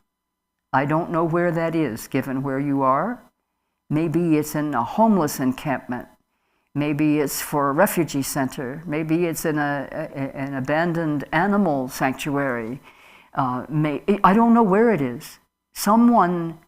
There's someone or some group of people whom you can bring benefit to, and maybe they repulse you. Maybe you find that group of people repellent, and you don't want to go anywhere near them, and yet they won't let you go in your mind now that we're planting this seed. Because you'll know who I'm talking about, or the kind of circumstance I'm talking about. I don't know because I'm not you, but you will know if something resonates for you. So I want to tell you, I don't know what your background is, but you know who Mother Teresa was, yes? What? Mother Teresa? Mother Yeah. Teresa? Mm-hmm. You know who she was? So she worked with lepers in India. And lepers are people whose advanced disease has really their bodies decomposing in front of us. And it's hard to be around. Even the odor is hard to be around, and the visuals are hard to be around, and the sounds and smells and desperation can be hard to be around. I myself have not been there, but I've been in situations that had some similarity. Somebody's asked her once, Mother Teresa, how do you bear this ugliness, the stench of the rotting flesh, the horrific suffering of the mouth open with no lips to take in food or drink? How do you bear this horror that you are here treating every day? You are touching these bodies that other people have disposed of in the street, pretty much, even though they were still alive. How do you bear this? And she said, each of these beings I see as my Lord and Savior, Jesus Christ, in one of his more distressing disguises. That's clear awareness practice. Different language, different idiom, but it's clear awareness practice. She never took her eyes off the holiness. And she went with urgency to where there was the greatest need that nobody else would pay attention to. I'm not saying you have to be like Mother Teresa, but I'm saying urgency. Generate urgency. It is urgent. And in fact, Dieter, if you don't generate the urgency yourself, in fact, you don't even have to. Climate change is doing it for us. Right? We have been tardy for so long in addressing the circumstances of our planetary population, our brothers and sisters on the planet. We have been so negligent to the increasing severity of suffering on the planet that now the planet is taking over the purification process for us, and the elements are doing the work that we were supposed to do. There is now no escape. Somebody had once recently said there's no safety anywhere. Where are we going to go? So the crisis on the planet will come and claim your attention anyway. And I would say when that happens, pay attention. This is the opportunity you've been asking for. You wouldn't have asked these questions if you weren't ready to make the shift that you say you don't want to make. Right? So I have enormous confidence in you because I know how that is. The question does not come up if there isn't the longing, the spiritual longing to address it. Okay? And that's for everybody here together today to remember that. Yeah? Dieter, does this respond to your question? Yes. Thank you. You're welcome. My dear friend, welcome. Okay, we have time for another question from the floor. I think, may I choose who's next? My dear friend, Emilia, has been waving her bouquet. I don't know if you've seen it. Are you looking at so you've seen her wave. So she's wanting something, and I think she's wanting to say something. The petals are going to start coming off the flowers, and by the time she gets to the vase on the shrine, there'll be nothing left to put them in except empty stalks. So I think we better pay attention here. Yes, my dear, speak right up. Thank you so much. I wish to pay homage with the flowers from all of us to you, a great, great Dharma teacher. In your presence, I feel I'm such a better human being. I improve so much when I listen to your words and your teachings. So I wish to thank you from all of us, and this is from all of us, not just me. Thank you. And I have a small question about the clear awareness. I am not a good practitioner, but the question is, I see the seer, but I think is a third something in there. I feel like there are three presents into myself, inner. Is that correct? Yes, that's correct. So you see, are three something in there. You know me and the number three. It's always three, or 4 and 3 make 7. It's 3. Yes, it's 3. So I see the seer. It's 3, but it's 1, and it's also 3 and 1 and nothing. Empty. Okay. Empty. Okay. So that was my question. I see the seer, and what sees that? Yes, what sees that? That's how you'll find out the third. That's my wisdom? Is the wisdom, the third, is the wisdom or no? Sorry, I'm not hearing the word. For some reason, the transmission's breaking up. Wisdom? Wisdom, is that wisdom? It's all clear awareness. So I'm going to give you a teaching that my root Lama gave me. And then many years ago, Garchen Rinpoche gave it also.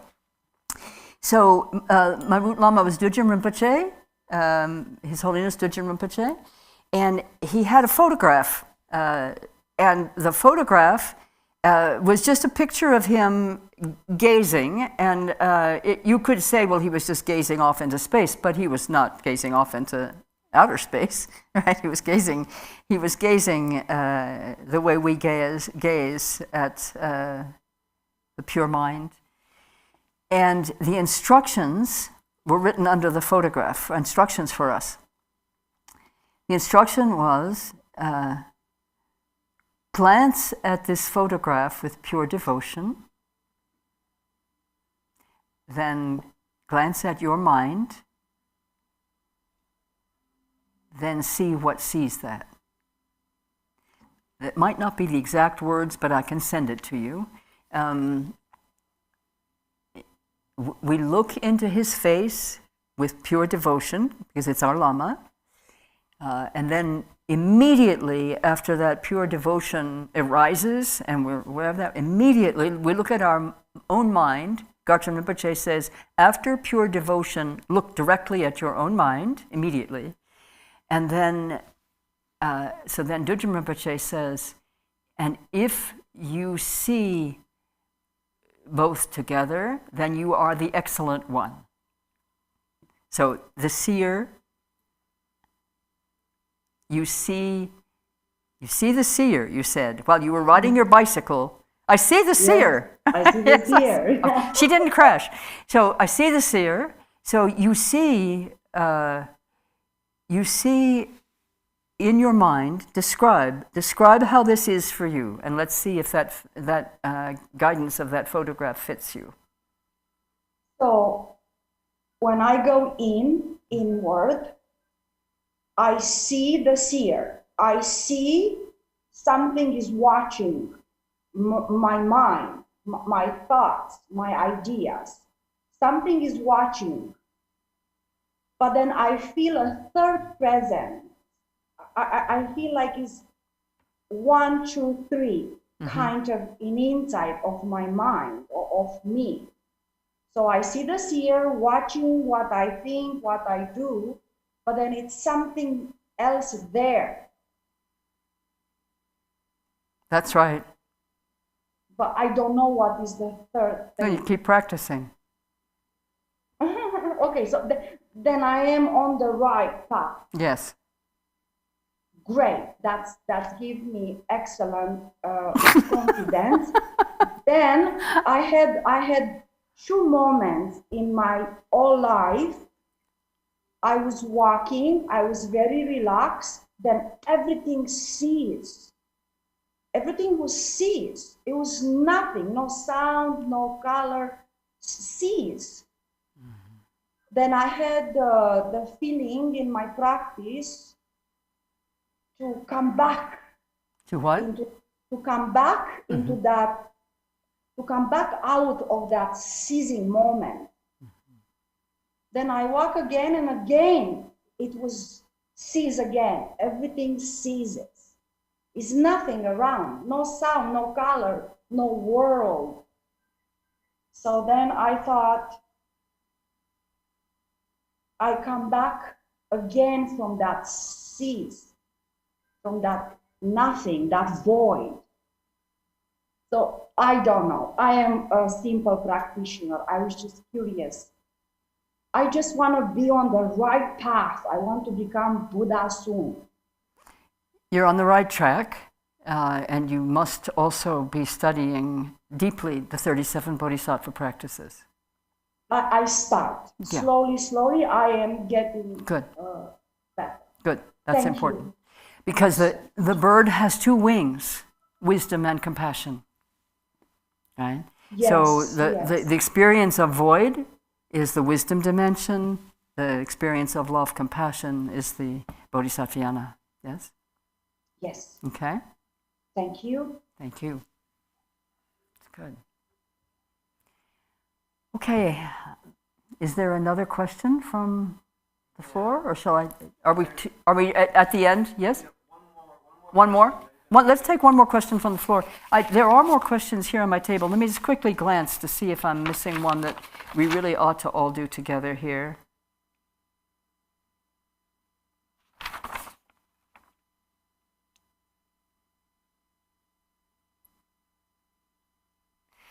I want to quickly address a question here that I think will be of benefit to us all. If we were to take clear awareness as our main practice, backed by our nundro and motivated by the two bodhicittas, absolute and relative, would this take us to enlightenment? Well, I looked at that a few times and thought, really, I don't know the answer to that, actually. And then I thought, well, take us to enlightenment. Where is that? I mean, take us to the experience of enlightenment or the full realization of enlightenment. I don't know. I don't know that. But I do know that karma is involved in this process. It's a factor, the karma that we have to meet practice and to fulfill practice and to have realization in a given lifetime. And in the Vajrayana tradition, it is said that enlightenment in this life can be attained through the deity practices because of complete purification of body obscurations as well as speech and mind. But I want to speak to something that is really crucial to the question that's being asked here. And it has to do with devotion to the Guru. It's something that I know we're not all Westerners here. There are other views that already understand this Guru devotion better than many Westerners may. But in the Tibetan tradition, it is taught very clearly that that realization, fulfillment, it depends on the blessings of the Guru. So we're already receiving manifold and manifest blessings from our teachers, from the lineages of practice and blessing that we are recipients of, members of, and that we're inheriting.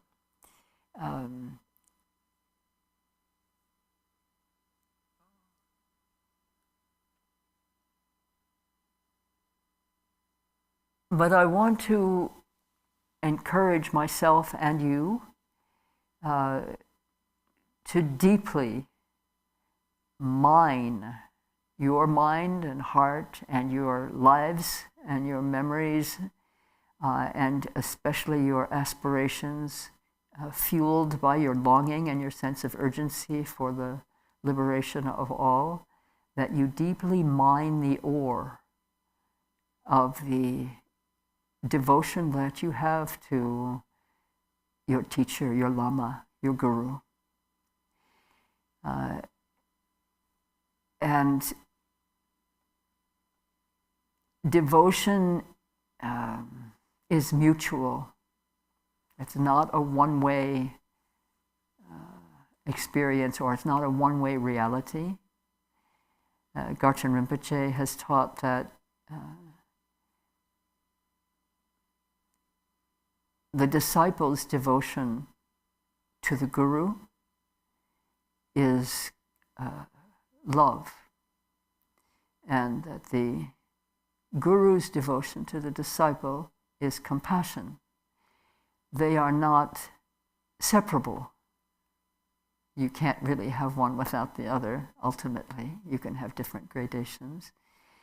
The devotion of the disciple calls forth and opens us to the blessings of the Lama, the blessings of the Guru, and thus to the blessings of the entire lineage.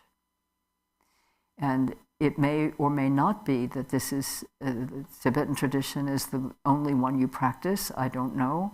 It doesn't have to be necessarily, but you have, if you have lineage, it's good to have fidelity to lineage. That doesn't mean it has to be an exclusive relationship, at least not in my experience, but you need to know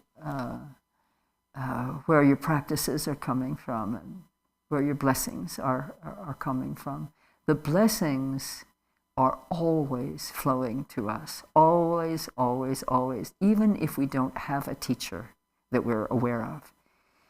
Our mind opens to the blessings, and sometimes we say the crown of the head is opening to the blessings by our own longing and need and faith. And for faith, it's up to us to generate that heat and that warmth and that intensity, intentness of aspiration and love. So as we talk about what is going to bring us to the brink of enlightenment, don't for a minute leave out devotion and faith. Okay. I think we'll stop this Zoom session here. We can stay with Zoom operating and the camera going and looking at each other on the screen and having the joy of seeing each other's faces. For me, it's a very special joy to meet you in person in this way. As I said, I've been feeling you. Your presence has been so strong and so warm and so steady and deep during our retreat together. Also during the last retreat in April, same. And I know the next one retreat will take us the next step. But it's really a joy to see your faces too. Even though at least one of you was asleep during part of it, I cherished that opportunity to have you taking a nap here in our midst. That was sweet. Don't slap yourself unless you're trying to wake yourself up. So I'm just deep in thanks for you. Just a deep, deep gratitude and appreciation and love for you. Some of you I've known for decades, and I'm looking at you. Right, really, how long have we known each other? Really a long time. And Anne is the person who wrote down what I said to you at one point about when the thick hide of appearances is pierced by the arrow of emptiness. It's the milk of love that pours forth. And we were in a small group in Utah, and Anne was there, and we all sort of stopped in our tracks when we heard those words. It was I didn't have the feeling that there was something I knew. You know, it felt like, well, we better write that down. So Anne wrote it down. Otherwise, I would never have been able to tell you. I wouldn't have remembered. Thank you, Anne, again. I thank you every time. It's very helpful insight. And so some of you I've only met very recently, and there's my beloved Nelson. Hi. And there's somebody I'm only seeing a kind of a shadowy form in front of a beautiful picture of a Buddha. Tina? Is that your name, dear? Hello, Tina. I can't really see your face very clearly, but I recognize now that you're there, yeah? And I would like to say to each one of you, thank you so much for being here. Hi, Dick. Hi, Georgianne. And I'm so grateful for you. I'm grateful that you're practicing and you are sincere and faithful and devoted practitioners. I know this because I've been sitting with you now for 2 days, solid. And with some of you, like much longer. So gratitude. You give me strength on the path. Without you, I would falter, I'm sure. So, thank you. Okay. Thank you, I see that. Let's all lean forward and let our foreheads touch. Yes?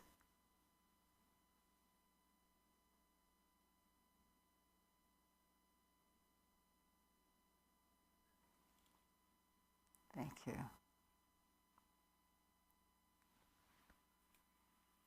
Okay. So now we have the opportunity to practice for at least 20, 25 minutes, and then we'll do our closing prayers, and then we'll be done for this time. Just for this time. It's not forever. I don't think I need to give any instruction for our practice, right? I think we will just sit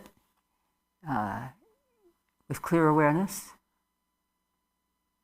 Whatever comes up in the mind, let it mingle with clear awareness. Let clear awareness mingle with it. Be here with whatever arises. Okay. Clear awareness is your mind. So if you're here, it's here. Okay? All right. So as usual, I'll gong one time to bring us into our quiet sitting time, our meditation, and 2 gongs to bring us out. We'll have about 20 minutes or so. Okay? Some people are saying goodbye, goodbye, goodbye to those who are saying goodbye.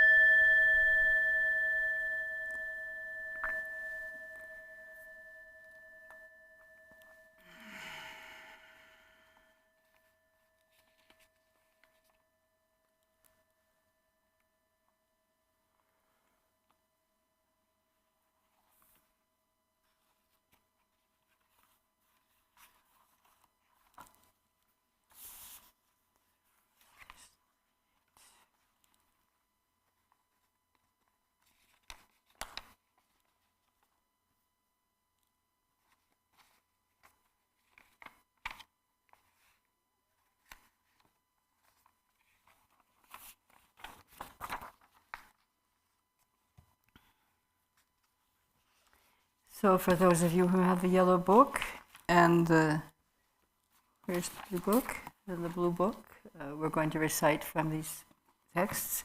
And please just join your mind with mine if you don't have the prayers themselves in front of you.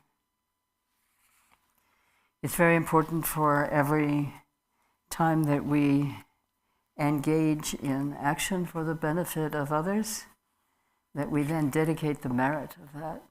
That generates merit for us, which is love. Our capacity to love increases when we love altruistically, and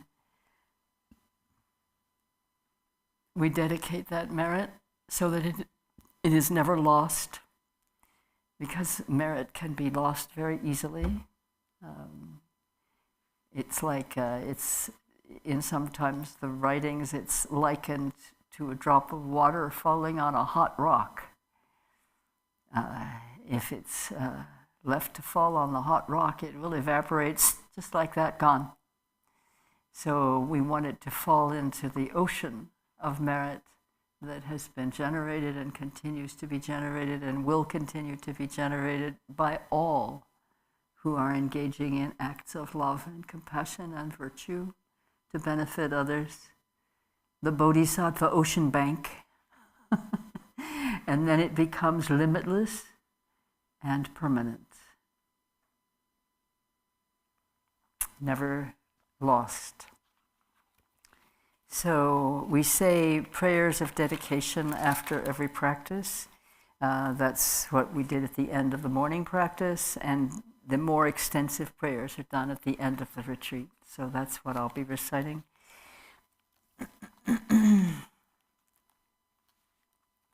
So thinking of the love that we've been generating, giving and receiving together for the benefit of all. Recognizing that this is generating merit for ourselves, we offer that merit for the benefit of all. By this merit may I attain omniscience, having defeated the enemies, my wrongdoings. May I liberate all beings who are tossed in the ocean of samsara by the waves of birth, old age, sickness, and death. Whatever virtue sentient beings possess, whatever good they have done, will do, and are doing now, whatever goodness there may be, may it permeate all beings everywhere.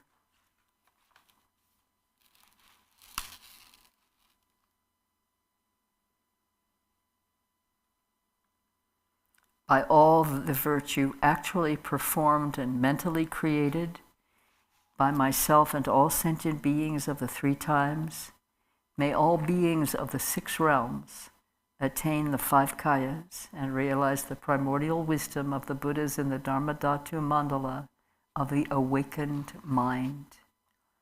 Glorious root guru, precious one who sits upon a lotus at my heart, hold me with kindness and grant me all accomplishments of enlightened body, speech, and mind. I pray for the excellent health of the Guru. I pray that he lives a supremely long life. I pray that his activities spread far and wide. Grant blessings that I may not be separate from my Guru. May the Buddha's teachings, the only source of benefit and happiness, endure long, and may the victory banner of longevity for those upholding the teachings be steadfast. May the sound of the great Dharma drum liberate all sentient beings from suffering. Please remain and teach the Dharma for infinite millions of kalpas. By the might of this powerful merit, may the aspirations of the benefactors and their circles be accomplished within this very life. May their obstacles be pacified. May everything be auspicious, and may their wishes be fulfilled according to the Dharma. Just as the hero Manjushri realized things as they are, and as did Samantabhadra too, I will follow in their path and perfectly dedicate all these virtues. As all such dedications have been praised as supreme by the victorious ones of the 3 times, I fully dedicate all my roots of virtue to excellent conduct.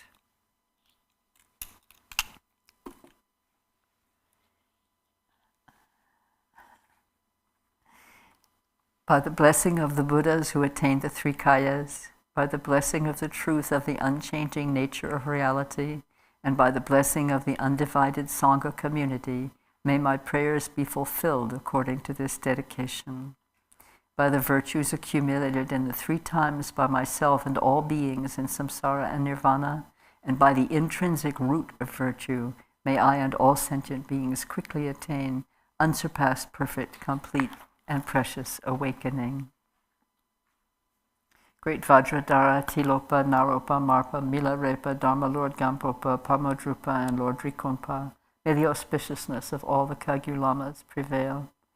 Glorious, holy, venerable, precious, kind root and lineage gurus, divine assembly of Yidams, assemblies of Buddhas and Bodhisattvas, heroes and heroines, Yogini and her assembly of Dakinis, all of you dwelling in the 10 directions, please heed me. By the power of this vast root of virtue, may I benefit all beings through my body, speech, and mind. May the afflictions of attachment, hatred, ignorance, pride, and jealousy not arise in my mind.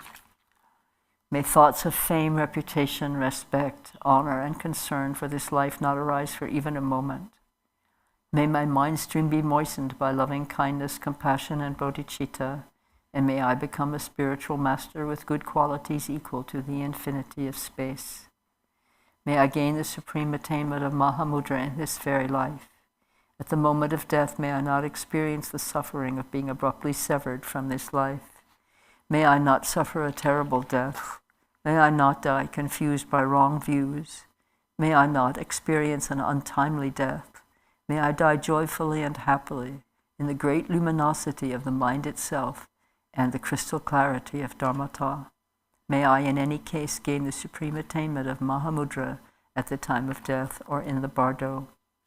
The long life prayers for His Holiness Tenzin Gyatso, 14th Dalai Lama. For this realm encircled by snow-covered mountains, you are the source of all benefit and happiness. Tenzin Gyatso, Lord Chenrezig, may you remain steadfast until the end of samsara. His Holiness Drikung Kyabgun Chensang Rinpoche, the head of our lineage, who is with his brother, His Holiness Drikung Kyabgun Chungsang Rinpoche. They are the joint heads of the Drikung lineage. For Chetsang Rinpoche, embodiment of the 3 jewels, great being who upholds and increases the teachings of the Shakyalayan. Supreme are your activities of guiding others with your perfect deeds. May you, the precious Guru who accomplishes everything spontaneously, live long. And Chungsang Rinpoche, holder of the teachings of Lord Drikungpa, great Lord of the 3 jewels, through the power of your peerless compassion and the holy Dharma's peace and light, you bring relief to beings. May your life be long. His Eminence Garchen Rinpoche, the one known in the noble land as Arya Deva, emanated into the Gar clan of eastern Tibet as Chudingpa, the heart son of Jigten Gompo. May the life of glorious Garchen remain steadfast for 100 eons. The long life prayer for His Eminence Garchen Rinpoche, composed by His Holiness the Dalai Lama. Crown of the Shakyas, kind friend to strangers, the 17 great Panditas, Tilopa, Naropa, Marpa, Milarepa, Gampopa, Jigten Sumgon, and their lineage heirs, please bestow good fortune and auspiciousness. Protector Amitayus, transcendent Lord who grants supreme life everlasting, stable and unchanging, and who diverts from untimely death anyone who merely hears your name or thinks of you, please bestow good fortune and auspiciousness. Living austerely in the higher training of discipline, full of compassion that is the glory of those to be tamed, devoid of all grasping, never parting from Mahamudra's natural state, Edun Tenpe Nyima, son of the teachings, may your life remain firm. May the teachings of the great Drikungpa Ratna Shri, Master of Interdependence, omniscient Lord of Dharma, who's seen all knowable things, be upheld until the end of cyclic existence through study, practice, hearing, contemplation, and meditation. Homage to Chenrezig, the Bodhisattva of compassion. Your 1,000 arms are the 1,000 wheel-turning kings. Your 1,000 eyes are the 1,000 Buddhas of this fortunate eon. Your love is boundless like space. I supplicate to the Bodhisattva Chenrezig. Om Mani Padme Hum Hri.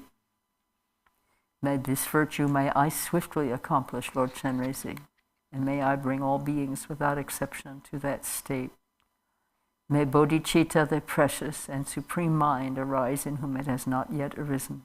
Where it has arisen, may it not decline, but ever increase higher and higher. And then the prayer, the short prayer to be reborn in the blissful land of Amitabha. Imaho, in the center is the wondrous Buddha of boundless light. To his right is Chenrezig, the Lord of great compassion, and to his left is Vajrapani, the Bodhisattva of great might. They are surrounded by an inconceivable assembly of Buddhas and Bodhisattvas. Immeasurable peace and happiness is the pure land of great bliss. When I and all beings pass from this life, may we be born in that land, unhindered by another samsaric birth, and may we then behold the face of Amitabha, boundless light. May all the Buddhas and Bodhisattvas of the 10 directions bless this aspiration, that it may be accomplished without hindrance. Tejata Pansadriya Awa Buddha Nayasuha. You will sometimes hear that in Tibetan. I'm going to chant it in Tibetan so that it becomes familiar to our ears. Mahong tsar sanjin namataye dang yesu jo tu chen podang yun tu senpa tu chen to nam la sang ye jang semba me ko ji ko de king o tsar pa tu me pa yi de wa chen che jo we shin kam de dak shen di ne tse per mata ke wa ren ji Mama tu paru deru kene nante chanton shok de kedagi mulam to pai chok chu sangye jak sam tam che king ek medru par sinji la tu so tejata pansadri awa buddha na so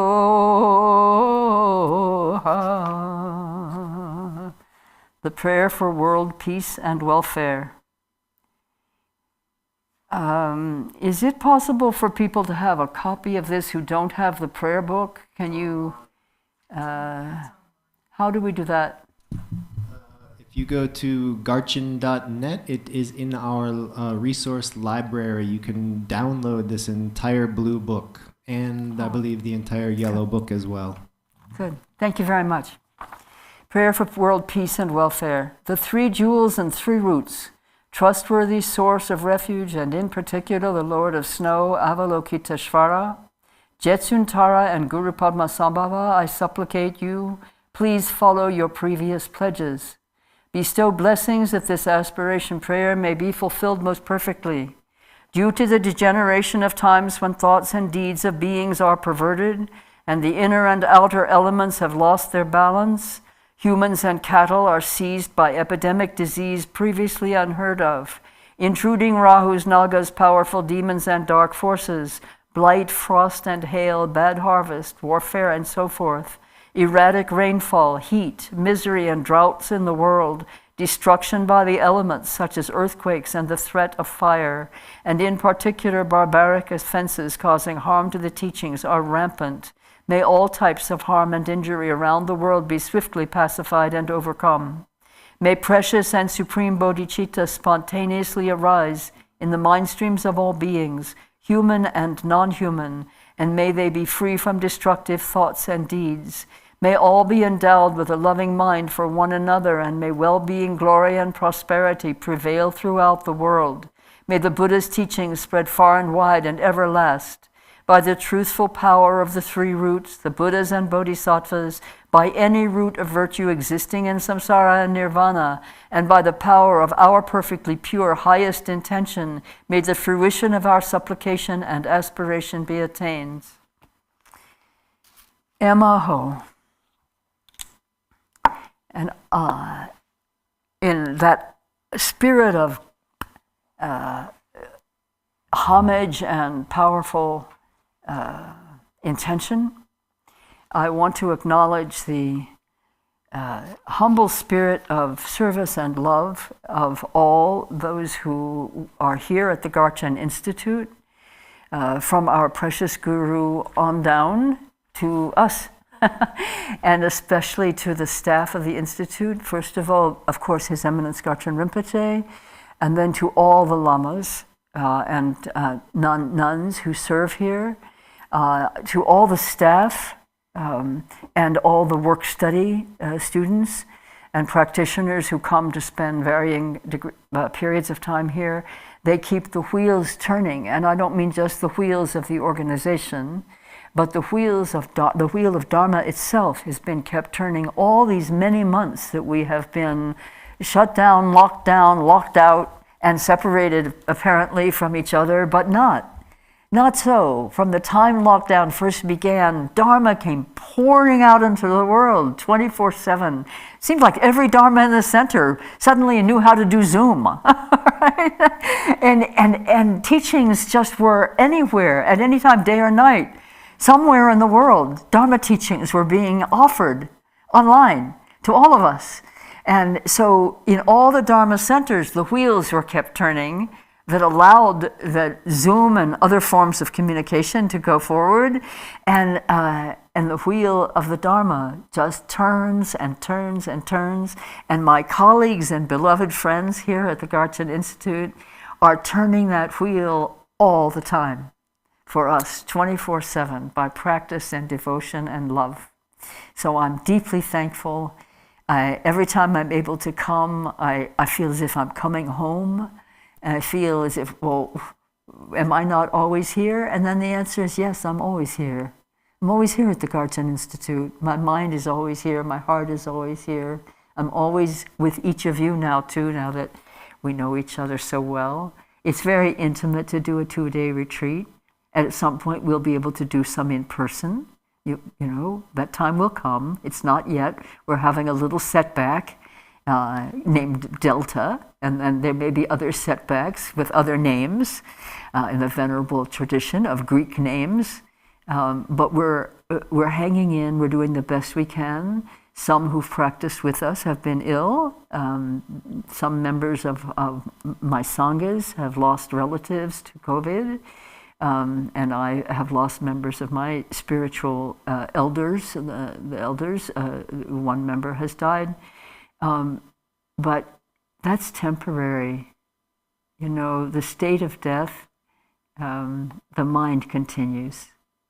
The mind continues. And once we've met like this, we're never apart. And now we know that. In clear awareness, we are always connected. We're always present with each other. So please have confidence in that and rejoice. Emaho! Christina, hello, dear. This is Christina Lundberg. She's the director of the Garchen Institute. Thank heavens for Christina, who is the one of the wheels turners that keeps the other wheel turners turning. It's wonderful, including me.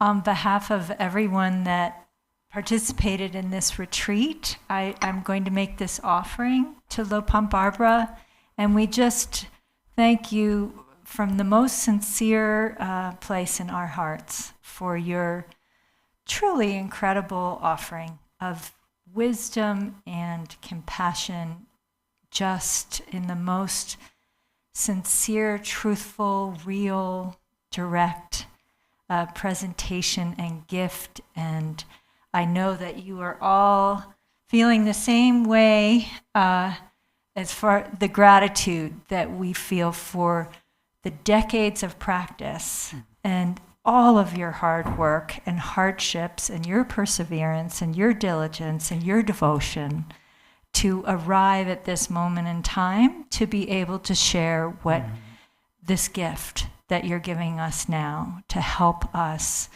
keep going on the path and deepen our wisdom and our awareness and our clear awareness. So on behalf of everyone, I make this offering to you. Thank you, dear.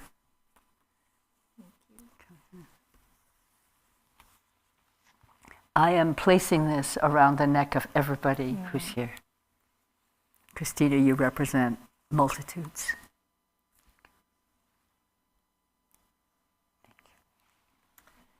We really love you, Barbara. I really love you back.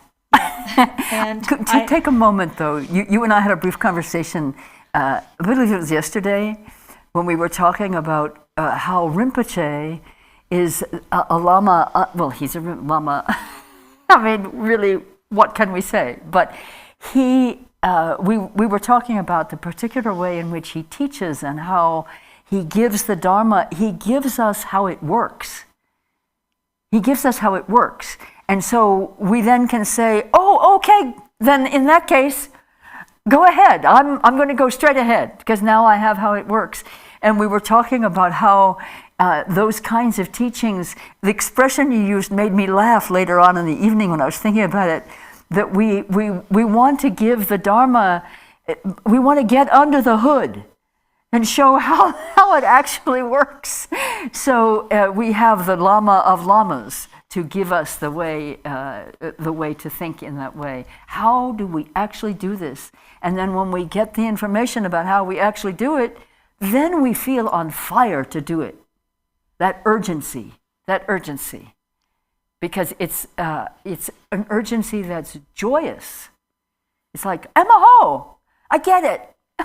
And even if it's only a little piece you get, if you get a little piece, you got a little piece. And then you go and practice on that. And then you get the next piece, and you go and practice on that. It's a joyous urgency. It's like, don't try to hold me back. I'm going to liberate all beings. Don't get in my way. I'll trip you, and then I'll pick you up, and then you'll be one of the beings I liberate. Oh, don't hold me back. I can't wait. Yes, like that, we get up in the morning. Oh, another day.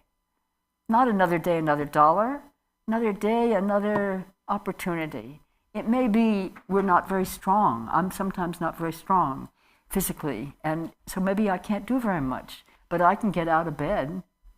Or while I'm in bed, I can roll over another couple of times and say a few more mantra, prayer, or, voice some more aspiration.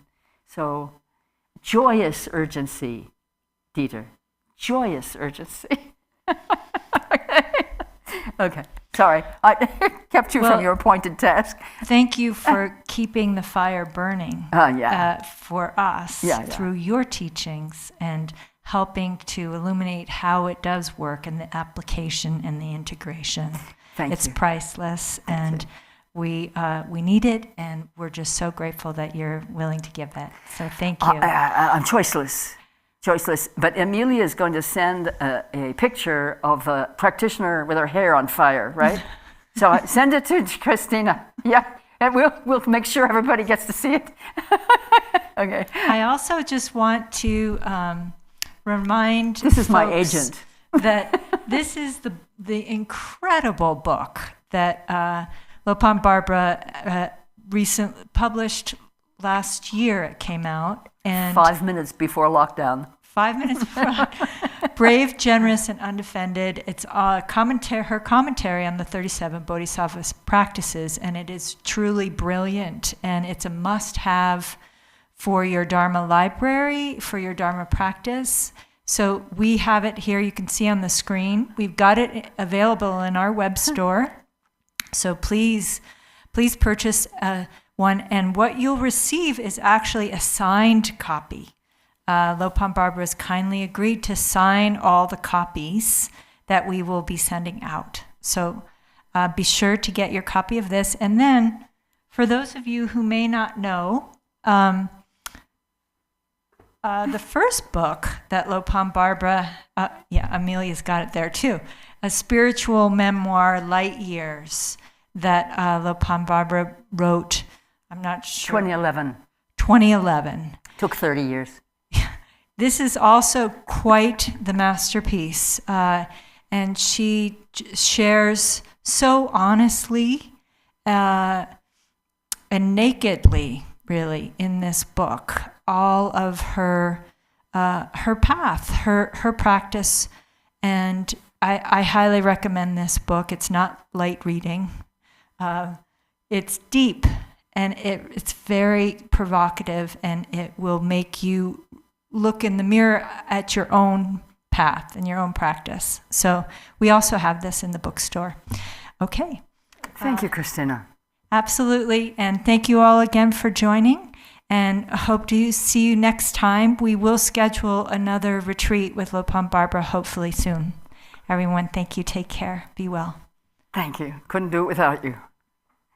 So, my dear ones, retreat complete. Thank you. Thank you. Thank you, Lopon. Thank you so much. In my mind, I will Yeah, see you Barbara. over and over again, Obrigada. and face to face, on Zoom, and Long full everybody. presence And our in brothers mind and all the sisters, time. love And at all some point, brothers we'll and meet. sisters. We'll actually meet. I believe so. Thank I look you forward so much. to every possible form of contact. Bless you. I admire you, I respect you, I thank you, I'm deeply grateful for your practice. Please continue to practice. Thank you. Thank you so much. I love you. I love you, Barbara. Dharmakaya. Okay. Bye-bye. We'll put our heads together one more time, our foreheads together one more time. Okay. Oh, it's